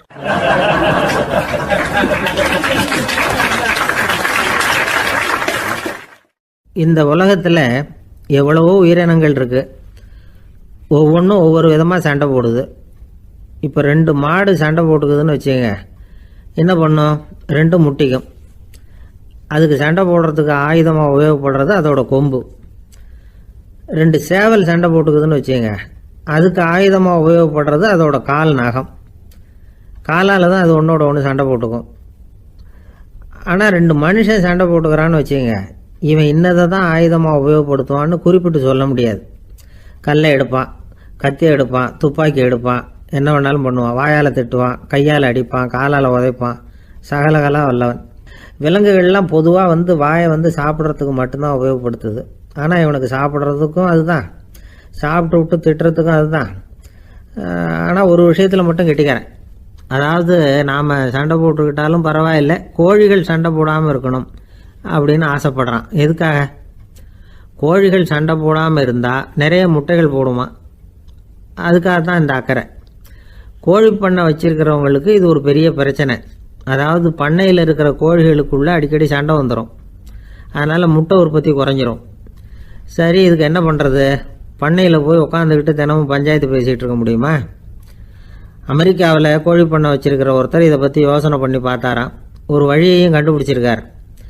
கோழிக்கெல்லாம் மூக்கு கண்ணாடி மாட்டி விட்டுட்டோம்னா அது சண்டை போடுற குணம் குறைஞ்சிரும், முட்டை அதிகமாகிடும். அந்த கண்ணாடியில் உள்ள லென்ஸு சிவப்பு நிறத்தில் இருக்கணும், அவ்வளவுதான் அப்படின்னு அவர் கண்டுபிடிச்சாராம். இது ஏற்கனவே நடைமுறையில் கண்டுபிடிக்கப்பட்ட ஒரு விஷயம். ஆனால் எல்லா கோழிக்கும் சிவப்பு மூக்கு கண்ணாடி எப்படி மாட்டி விடுறது? அப்படியே மாட்டி விட்டாலும் அது நழுவாமல் இருக்கணுமே. இப்போ நாமெல்லாம் நடு வரலால் மூக்கு கண்ணாடி நடுவில் தொட்டு அப்படி ஸ்டைலாக சரி பண்ணிக்கிறோம். அது மாதிரி கோழி எப்படி சரி பண்ணிக்கும்? இதுதான் பிரச்சனை. இதுக்கு அவர் என்ன வழி கண்டுபிடிச்சாருன்னா, கோழிக்கெல்லாம் மூக்கு கண்ணாடிக்கு பதிலாக விழியொட்டு வில்லைகள், கான்டாக்ட் லென்ஸ், அதை பொருத்தி விட்டா என்ன அப்படின்னு யோசனை பண்ணார். அதே மாதிரி பண்ணார். அதே மாதிரி செஞ்சு பார்த்தார், வெற்றி. அதுக்கப்புறம் கோழியெல்லாம் சண்டை போட்டுக்கலையாம், சமாதான பிரியர்கள் ஆகிட்டு தான். கோழிகளுக்கு இயல்பாகவே சண்டை போடுற குணம் உண்டு. ஆனால் அதோட கண்ணுக்கு பார்க்குற பொருள்லாம் ரோஜா நிறத்துலையோ அல்லது இன்னும் சொல்ல போனால் அழுத்தமான சிவப்பு நிறத்துலையோ தெரிஞ்சதுன்னா சண்டை போடுற குணம் குறைஞ்சிருதான். அந்த சமயத்தில் அது அதிகமாகவும் முட்டையிட ஆரம்பிச்சுடுதான். அதே நேரத்தில் இறை எடுக்கிறத கூட குறைச்சிக்குதான். இது ஏன் இப்படி பண்ணுதுங்கிறது விஞ்ஞானிகளுக்கு இன்னமும் புரியலையா. எப்படியோ அமெரிக்க கோழிகள்லாம் கான்டாக்ட் லென்ஸ் பொருத்திக்க ஆரம்பித்தாச்சு. கோழி கழுத்தை பிடிச்சிக்கிட்டு ஒரு சில வினாடிகளில் அதை பொருத்தி விட்றாங்களாம். கோழியோட ஆயுள் பூரா அது அப்படியே இருக்குமா. பண்ணையில் முட்டை உற்பத்தி குறைஞ்சா இது மாதிரி விஞ்ஞானபூர்வமாக பரிகாரம் தேடுறது தான் நல்லது. நமக்கு வேண்டியப்பட்ட ஒருத்தர், அவர் ஒரு கோழி பண்ணை வச்சுருந்தார். அந்த பண்ணையில் பாதி கோழி திடீர்னு செத்து போச்சு. உடனே ஒரு கால்நடை மருத்துவர்கிட்ட போக வேண்டியது தானே. அங்கே போகல. உள்ளூரில் மந்திரம் பண்ணிகிட்டு இருந்த ஒரு சாமியார்கிட்ட போனார். அவர் காலில் விழுந்தார். சாமி, என் பண்ணையில் பாதி கோழி செத்து போட்டுதுன்னார். சாமியார் யோசனை பண்ணார். சரி, பண்ணையில் வாசப்படி கிழக்கு பக்கமாக வச்சுருக்கியா மேற்கு பக்கமாக வச்சுருக்கியான்னு கேட்டார். கிழக்கு பக்கமாக இருக்குன்னார் அவர். அதுதான் தப்பு, மேற்கு பக்கமாக அதை மாற்று சரியாக போடும்னாராம். அதே போல் அவர் போய் மாற்றிவிட்டார். அப்பவும் பாதி செத்து போச்சு. மறுபடியும் சொன்னார், சாமி மறுபடியும் பாதி கோழி செத்து போட்டுதேன்னார். சரி, கூரை எப்படி போட்டிருக்க? ஓடு போட்டிருக்கியா இல்லை கீத்து போட்டிருக்கியான்னார். ஓடு போட்டிருக்கேன்னாராம் அவர். அதுதான் தப்பு, கீத்து போட்டுரும் சரியாக போடும்னாராம். சரின்னு போய் அதையும் மாற்றி பார்த்தார். மறுபடியும் போயிட்டுது, கோழி செத்து போச்சு. வந்தார். மறுபடியும் பாதி செத்து போச்சு சாமின்னு வந்தார். இவரும் யோசனையை மாற்றி மாற்றி சொல்லிகிட்டே இருக்கிறார். இப்படி அவரும் மாற்றி மாற்றி பார்த்தார். 6வது தடவையாக அவரை தேடிட்டு வந்தார். அந்த சமயத்தில் இவர் ரொம்ப தீவிரமாக யோசனை பண்ணி பார்த்துட்டு, அது சரிப்பா, நீயும் என்கிட்ட சளைக்காமல் வந்துக்கிட்டு இருக்கிற, நானும் யோசனை சொல்லிகிட்டு இருக்கேன். இப்போவும் உங்ககிட்ட சொல்கிறதுக்கு என்கிட்ட யோசனை நிறையா இருக்குது. ஆனால் சோதிக்கிறதுக்கு உங்ககிட்ட கோழி இல்லையே, என்ன பண்ணுறது அப்படின்னாராம் இவர்.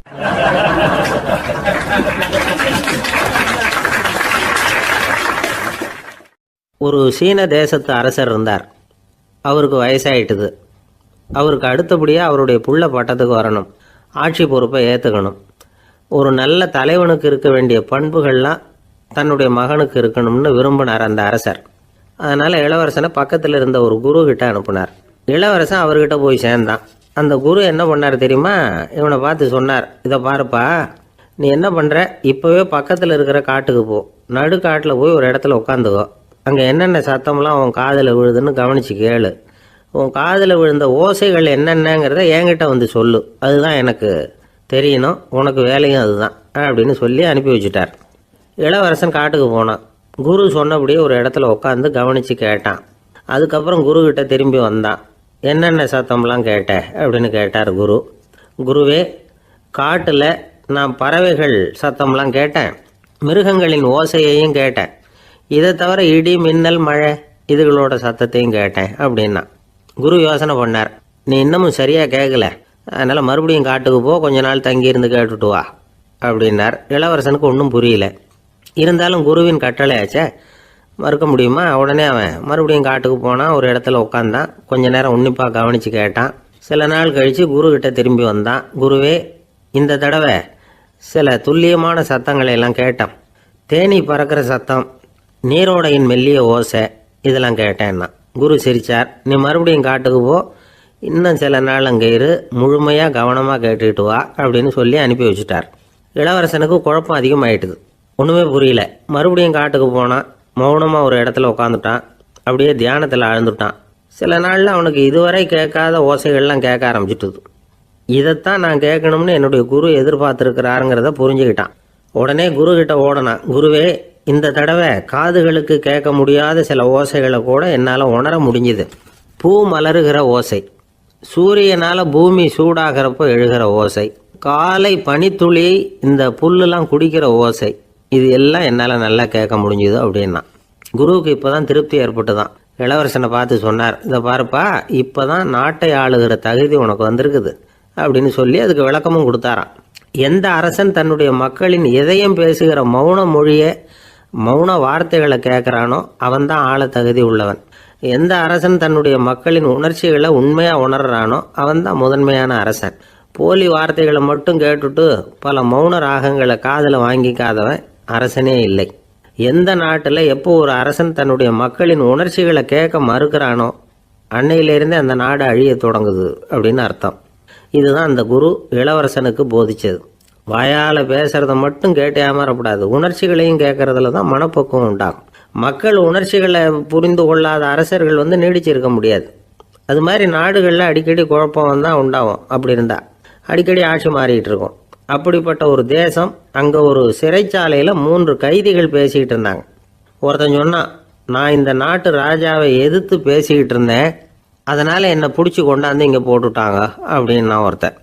இன்னொருத்தன் சொன்னான், நான் இந்த நாட்டு ராஜாவை ஆதரித்து பேசிக்கிட்டு இருந்தேன், அதனால் என்னை பிடிச்சி கொண்டாந்து இங்கே தள்ளிவிட்டாங்க அப்படின்னா. அது சரி, நீ என்ன தப்பு பண்ண அப்படின்னு சொல்லி 3வது ஆளை பார்த்து இவங்க கேட்டாங்க. அதுக்கு அந்த ஆள் சொல்கிறான், நான் தான் இந்த நாட்டு ராஜா அப்படின்னானா.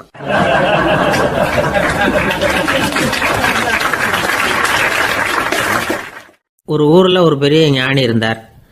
அவர் படுக்கையில் இருந்தார். இன்னும் கொஞ்ச நேரம்தான் அவர் இந்த உலகத்தில் இருக்க போகிறார். அவரை சுற்றி ஏகப்பட்ட கூட்டம். ஏற்கனவே அவருடைய உபதேசங்களை கேட்டவங்க பல பேர் அவரை சுற்றி நிற்கிறாங்க. அந்த ஞானி மெதுவாக கண்ணை திறந்து பார்க்குறார். எல்லாரும் அவருடைய கடைசி வார்த்தையை கேட்கறதுக்காக அவளோட காத்துக்கிட்டு இருக்கிறாங்க. அந்த ஞானி மெதுவாக பேச ஆரம்பித்தார்.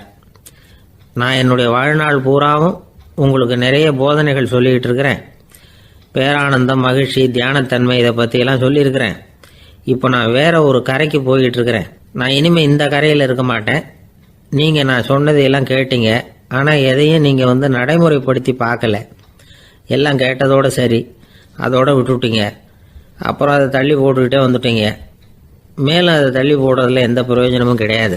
இப்போ நான் போய்கிட்டு இருக்கிறேன், உங்களில் யாராவது என்னோட வர்றதுக்கு தயாரா அப்படின்னு கேட்டார். அவ்வளவுதான், யாரும் வாயை திறக்கல. ஒரே மௌனம், சத்தமே இல்லை. ஒருத்தர் பார்த்துக்கிட்டே நிற்கிறாங்க. அந்த கூட்டத்தில் ஒரு ஆள் அந்த ஞானி கூடவே 40 வருஷத்துக்கு மேலே இருந்திருக்கிறான். அவனும் வாயை திறக்காமல் இன்னொருத்தன் முகத்தை பார்த்துக்கிட்டே நிற்கிறான். இந்த சமயத்தில் பின்னாடி நின்றுக்கிட்டு இருந்த ஒருத்தன் கையை தூக்கினான். ஞானி அவனை பார்த்தார். சரி, ஒருத்தனுக்காவது நம்மோட வர்றதுக்கு தைரியம் இருக்குது அப்படின்னு நினச்சார். ஆனால் அந்த ஆள் என்ன சொன்னான் தெரியுமா? ஐயா, நீங்கள் கேட்குறப்போ நான் உடனே எழுந்திருக்கல, கையை மட்டும்தான் தூக்கினேன். என்ன காரணம்னா, நான் எப்படி அடுத்த கரைக்கு சேர்றதுங்கிறது தெரிஞ்சுக்கிறதுக்காக தான். அந்த விவரத்தை மட்டும் இப்போ உங்ககிட்ட இருந்து நான் தெரிஞ்சுக்க ஆசைப்படுறேன். ஏன்னா இப்போ நான் உங்கள் கூட வர்றதுக்கு தயாராக இல்லை. எவ்வளவோ காரியங்களை நான் இன்னும் இங்கே முடிக்க வேண்டியிருக்குது. வீட்டுக்கு ஒரு விருந்தினர் வந்திருக்கிறார். என்னுடைய இளைய மகனுக்கு கல்யாணம் பண்ணி வைக்கணும். அதனால் இன்றைக்கி உங்கள் கூட வர முடியாது. அது மட்டும் இல்லை, இப்போ உங்கள் கூட அடுத்த கரைக்கு வந்தால் திரும்பி வர முடியாதுன்னு வேறு சொல்கிறீங்க. அதனால் இப்போ நான் வரல. இன்னொரு நாள் நிச்சயமாக நான் வர்றேங்க, உங்களை சந்திக்கிறேன். அதனால் இப்போ நீங்கள் இன்னொரு தடவை எங்களுக்கு விளக்கமாக சொல்லணும். ஏற்கனவே பல தடவை சொல்லியிருக்கிறீங்க. தயவு பண்ணி இப்போ ஒரு தடவை சொன்னீங்கன்னா சௌரியமாக இருக்கும்.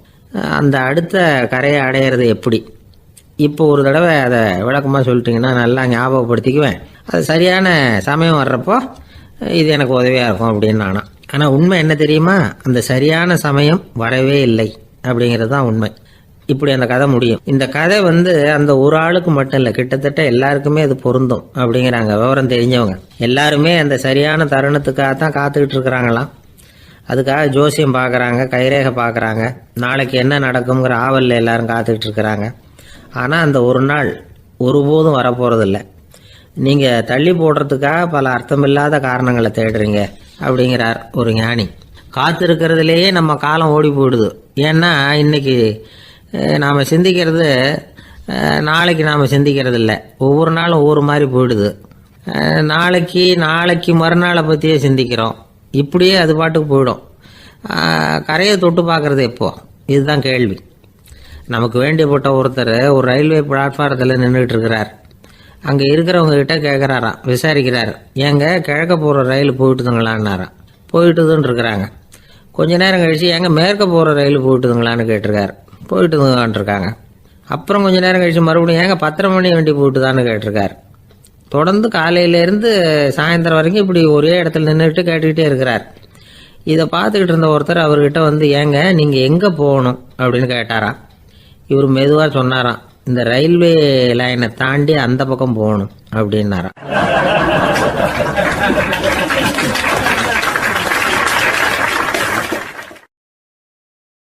திருநெல்வேலி மாவட்டத்தில் கோவில்பட்டிக்கு பக்கத்தில் உள்ள ஊர் கடம்பூர். காமராசர் முதலமைச்சராக இருந்த காலம். கடம்பூரில் ஒரு பள்ளி சீரமைப்பு மாநாடு நடக்குது. அந்த பக்கத்தில் உள்ள பள்ளிக்கூடம்லாம் அதில் கலந்துக்குது. கண்காட்சி வேற, ஊர் பூரா விழா கோலம். மறுநாள் மாநாடு நடக்க போகுது. ஆனால் முதல் நாளே மழை பிடிச்சிக்கிட்டுது. மறுநாளும் அது விடாமல் பேஞ்சிக்கிட்டு இருக்குது. காமராசர் காலையிலேருந்து பல்வேறு நிகழ்ச்சிகளில் கலந்துக்கிட்டு சாயந்தரமாக கடம்பூருக்கு வந்து சேர வேண்டியவர். மழை பேஞ்சிக்கிட்டு இருக்கிறதுனால நிகழ்ச்சி ரத்தாயிடுமோ என்னமோ அப்படின்னு எல்லாரும் சந்தேகப்பட்டுக்கிட்டு இருக்கிறாங்க. அவர் கோவில்பட்டி பயணிகள் விடுதியில் இருக்கிறார். கடம்பூர்லேருந்து சில பேர் போய் அவரை சந்திக்கிறாங்க. மழை பெஞ்சிக்கிட்டு இருக்குதே, என்ன செய்யலாம் அப்படின்னு கேட்குறாங்க. மழை பெஞ்சா நல்லது தானே, அதுக்காக மாநாட்டை எதுக்காக ரத்து செய்யணும்? ஆசிரியர்கள் எவ்வளவு கஷ்டப்பட்டு ஏற்பாடு பண்ண மாநாடு, கட்டாயம் வந்துடுறேன் அப்படின்னாராம் காமராசர். உடனே புறப்பட்டார். மழையை பொருட்படுத்தாத மக்கள் கூட்டம். அது கலையாமல் காத்துக்கிட்டு இருக்கிறாங்க அவ்வளோ பேரும். தலைவர் வந்துட்டார்னு தெரிஞ்சது ஜனங்களுக்கு ஏகப்பட்ட உற்சாகம். ஜனங்கள் அவ்வளவு உற்சாகமாக வரவேற்றாங்க. மாநாடு ஆரம்பமாச்சு. மலர் மாலைகள் மலை மாதிரி குவிய ஆரம்பிச்சுட்டுது. வரிசையாக ஒவ்வொரு கல்வி நிலையம் சார்பாகவும் வரவேற்பு பத்திரம் வாசித்து கொடுக்குறாங்க. என்ன வாசிக்கிறாங்கங்கிறத காமராசர் கூர்ந்து கவனிக்கிறார். ஏகப்பட்ட புகழ் மொழிகள், ரொம்ப பாராட்டி புகழ்ந்து என்னென்னமோ வாசிச்சுக்கிட்டு இருக்கிறாங்க. கொடை வள்ளலே, குணக்குன்றே, மலையே, கடலே, இப்படி தமிழ் மொழியில் பாராட்டுறதுக்கு எத்தனை வார்த்தைகள் உண்டோ அத்தனையும் அதில் சேர்த்துருக்குறாங்க. காமராசர் பொறுமை இழந்துட்டார். போதும் போதும், உங்கள் எல்லாரையும் பார்த்து 2 வார்த்தை பேசிவிட்டு போகிறதுக்காக தான் நான் வந்திருக்கிறேன். எல்லாரும் மழையில் சிரமப்பட்டு நின்றுக்கிட்டு இருக்கிறீங்க. இப்படி என்ன புகழ்ந்து படிச்சுக்கிட்டே இருந்தால் எப்படி அப்படின்னாராம். அதுக்கப்புறம் பேசி முடிச்சிருக்கிறார். மாநாட்டு நிகழ்ச்சிகள் முடிஞ்சதும் இன்னொரு நிகழ்ச்சியில் கலந்துக்கிறதுக்காக புறப்பட்டாராம். ஒரு திறந்த ஜீப்பில் அவரை ஊர்வலமாக அழைச்சிக்கிட்டு போயிருக்கிறாங்க. தெருவில் 2 பக்கமும் ஏகப்பட்ட கூட்டம். அங்கங்கே ஜீப்பை நிறுத்தி ரோஜா மாலை, ஜருக மாலை இப்படி போட்டுக்கிட்டே இருக்கிறாங்க. அதையெல்லாம் அப்படி அப்படியே வாங்கி அங்கங்கே நின்றுக்கிட்டு இருந்த குழந்தைகள்கிட்டையும் தாய்மார்கள்கிட்டையும் கொடுத்துக்கிட்டே போகிறார். அந்த சமயத்தில் கூட்டத்துக்கு அப்பால் ஒரு பெரியவர் கையில் ஒரு மல்லிகை சரத்தோடு நின்றுட்டு இருக்கிறார். அவரால் முண்டி அடிச்சுக்கிட்டு முன்னால் வர முடியல.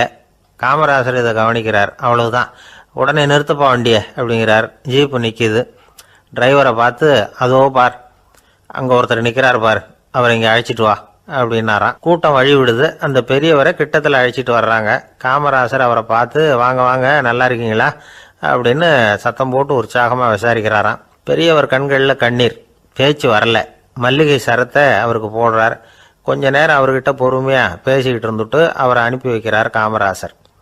பெரியவர் போனதுக்கு அப்புறம் காமராசர் பக்கத்தில் இருந்தவங்க கிட்ட சொல்கிறார் அந்த பெரியவரை பற்றி. அந்த காலத்தில் ரொம்ப கஷ்டப்பட்டவர் இவர், ஜெயிலுக்கு போனவர் அப்படின்னு ரொம்ப உருக்கமாக நெகிழ்ந்து போய் சொல்கிறார். இதில் ஒரு விஷயத்தை கவனிங்க. தன்னை புகழ்ந்து படிக்கப்பட்ட வாழ்த்து மடலை படிக்க வேணாம்னு தடுத்து நிறுத்தினார். எங்கேயோ ஒரு மூலையில் கையில் ஒரு 4 முழம் மல்லிகை சரத்தோடு ஒதுங்கி நின்றுக்கிட்டு இருந்த அந்த தொண்டரை அவ்வளவு பெரிய கூட்டத்துக்கு நடுவுலையும் தேடி கண்டுபிடிச்சி கிட்டத்தில் கூப்பிட்டு அவர் கொடுத்த அன்பு மாலையை வாங்கி கழுத்தில் போட்டுக்கிட்டார். அதுதான் காமராசர். தோல்விகள் கூட அவரை கொஞ்சம் கூட பாதித்ததில்லை. ஒரு பொது தேர்தலில் அவர் தோற்று போகிறார். தொண்டர்கள்லாம் அழறாங்க.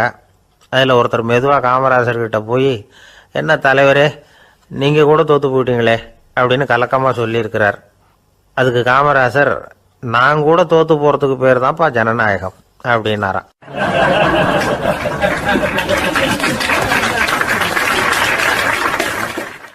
ஆஃபீஸில் வேலை பார்க்குற ஒருத்தர் வந்தார்.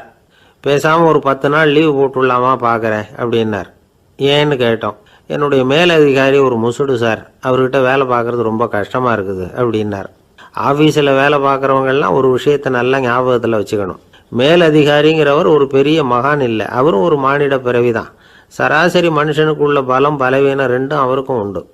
அதனால் அவரை கொஞ்சம் அனுசரித்து போகிறதுக்கு பழகிறது தான் நல்லது. மேலதிகாரிகளில் பல வகை உண்டு. அதில் முக்கியமாக 3 வகை. அதில் ஒரு வகை எப்படி தெரியுமா? உங்களை ஒரு வேலை செய்கிற மெஷினாக மட்டுமே நினைக்கக்கூடிய வகை. இவங்கள்லாம் எப்படின்னா, எங்கேயாவது வெளியூர் போயிருந்தா கூட அங்கேருந்து ஃபோன் பண்ணுவாங்க, அந்த வேலை என்னாச்சு, இந்த வேலை என்னாச்சு அப்படின்னு. இவங்களுக்கெல்லாம் உங்கள் நலனை பற்றியோ உங்கள் குடும்பத்தை பற்றியோ அக்கறை இருக்காது. நீங்கள் சொல்கிற யோசனை எதுவும் இவங்ககிட்ட எடுபடாது. கொடுத்த வேலையை பாரு, நீ எனக்கு புத்தி சொல்ல வேணாம் அப்படிம்பாங்க. இவங்களை அனுசரித்து போகிறதுக்கு ஒரே வழி, இவங்க எதை சொன்னாலும் சரின்னு சொல்லிவிட்டு வேலையை கவனிக்க வேண்டியது தான். இவங்ககிட்ட வேற எந்த கேள்வியும் கேட்டுக்கிட்டு இருக்கக்கூடாது.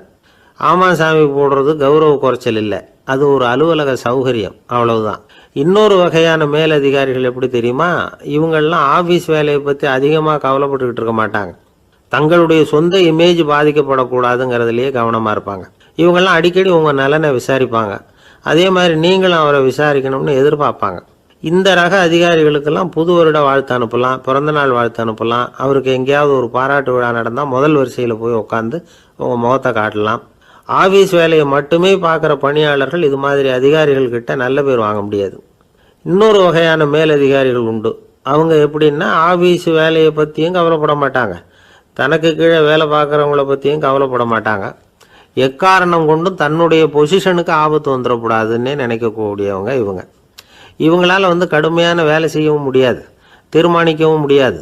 எந்த முடிவையும் எடுக்காமல் அப்படியே தள்ளி போட்டுக்கிட்டே போடுவாங்க எல்லாத்தையும். இதனால் என்ன ஆகும்னா, இவருக்கு கீழே வேலை பார்க்குற உங்களுக்கு பொறுப்பு அதிகமாகிடும். இவங்ககிட்ட போய் பிரச்சனையை மட்டும் சொல்லி பிரயோஜனம் இல்லை, அதுக்கான முடிவுகளை நீங்களே சொல்லணும். அப்போ தான் இது மாதிரி அதிகாரிகள்கிட்ட நல்ல பேர் வாங்கலாம். அட்லீஸ்ட் கெட்ட பேர் வாங்காமலாவது காலம் தள்ளலாம். ஆஃபீஸில் வேலை பார்க்குறவங்க முக்கியமாக சில விஷயங்களை ஞாபகத்தில் வச்சுக்கணும். ஆஃபீஸில் நடக்கிற நல்லது கெட்டது எதுவாக இருந்தாலும் உடனடியாக மேலதிகாரிகிட்ட தெரிவிக்கிறது நல்லது. 3வது மனிதர் மூலமாக அதை அவர் தெரிஞ்சுக்கிறது அவ்வளவு நல்லதில்லை. எந்த மேலதிகாரியுமே தான் இந்த சர்பாஸ் செய்யப்படுறத விரும்புறதில்லை. அதனால் அவருக்கு தெரியாமல் மேலிடத்துக்கு மணி எழுதி போடக்கூடாது. அப்படி எழுதி போடுறவங்க சில பேர் இருக்கிறாங்க. நீங்களும் உங்கள் மேலதிகாரியும் தொழில் ரீதியாக ஒரே படிப்பு படித்தவராக இருக்கலாம். அப்படி இருந்ததுன்னா அட்ஜஸ்ட் பண்ணி போகிறது கொஞ்சம் கஷ்டம்தான். இதை மனசில் வச்சுக்கிட்டு நடந்துக்கணும். உங்களுக்கும் அவருக்கும் அபிப்பிராய பேதமாக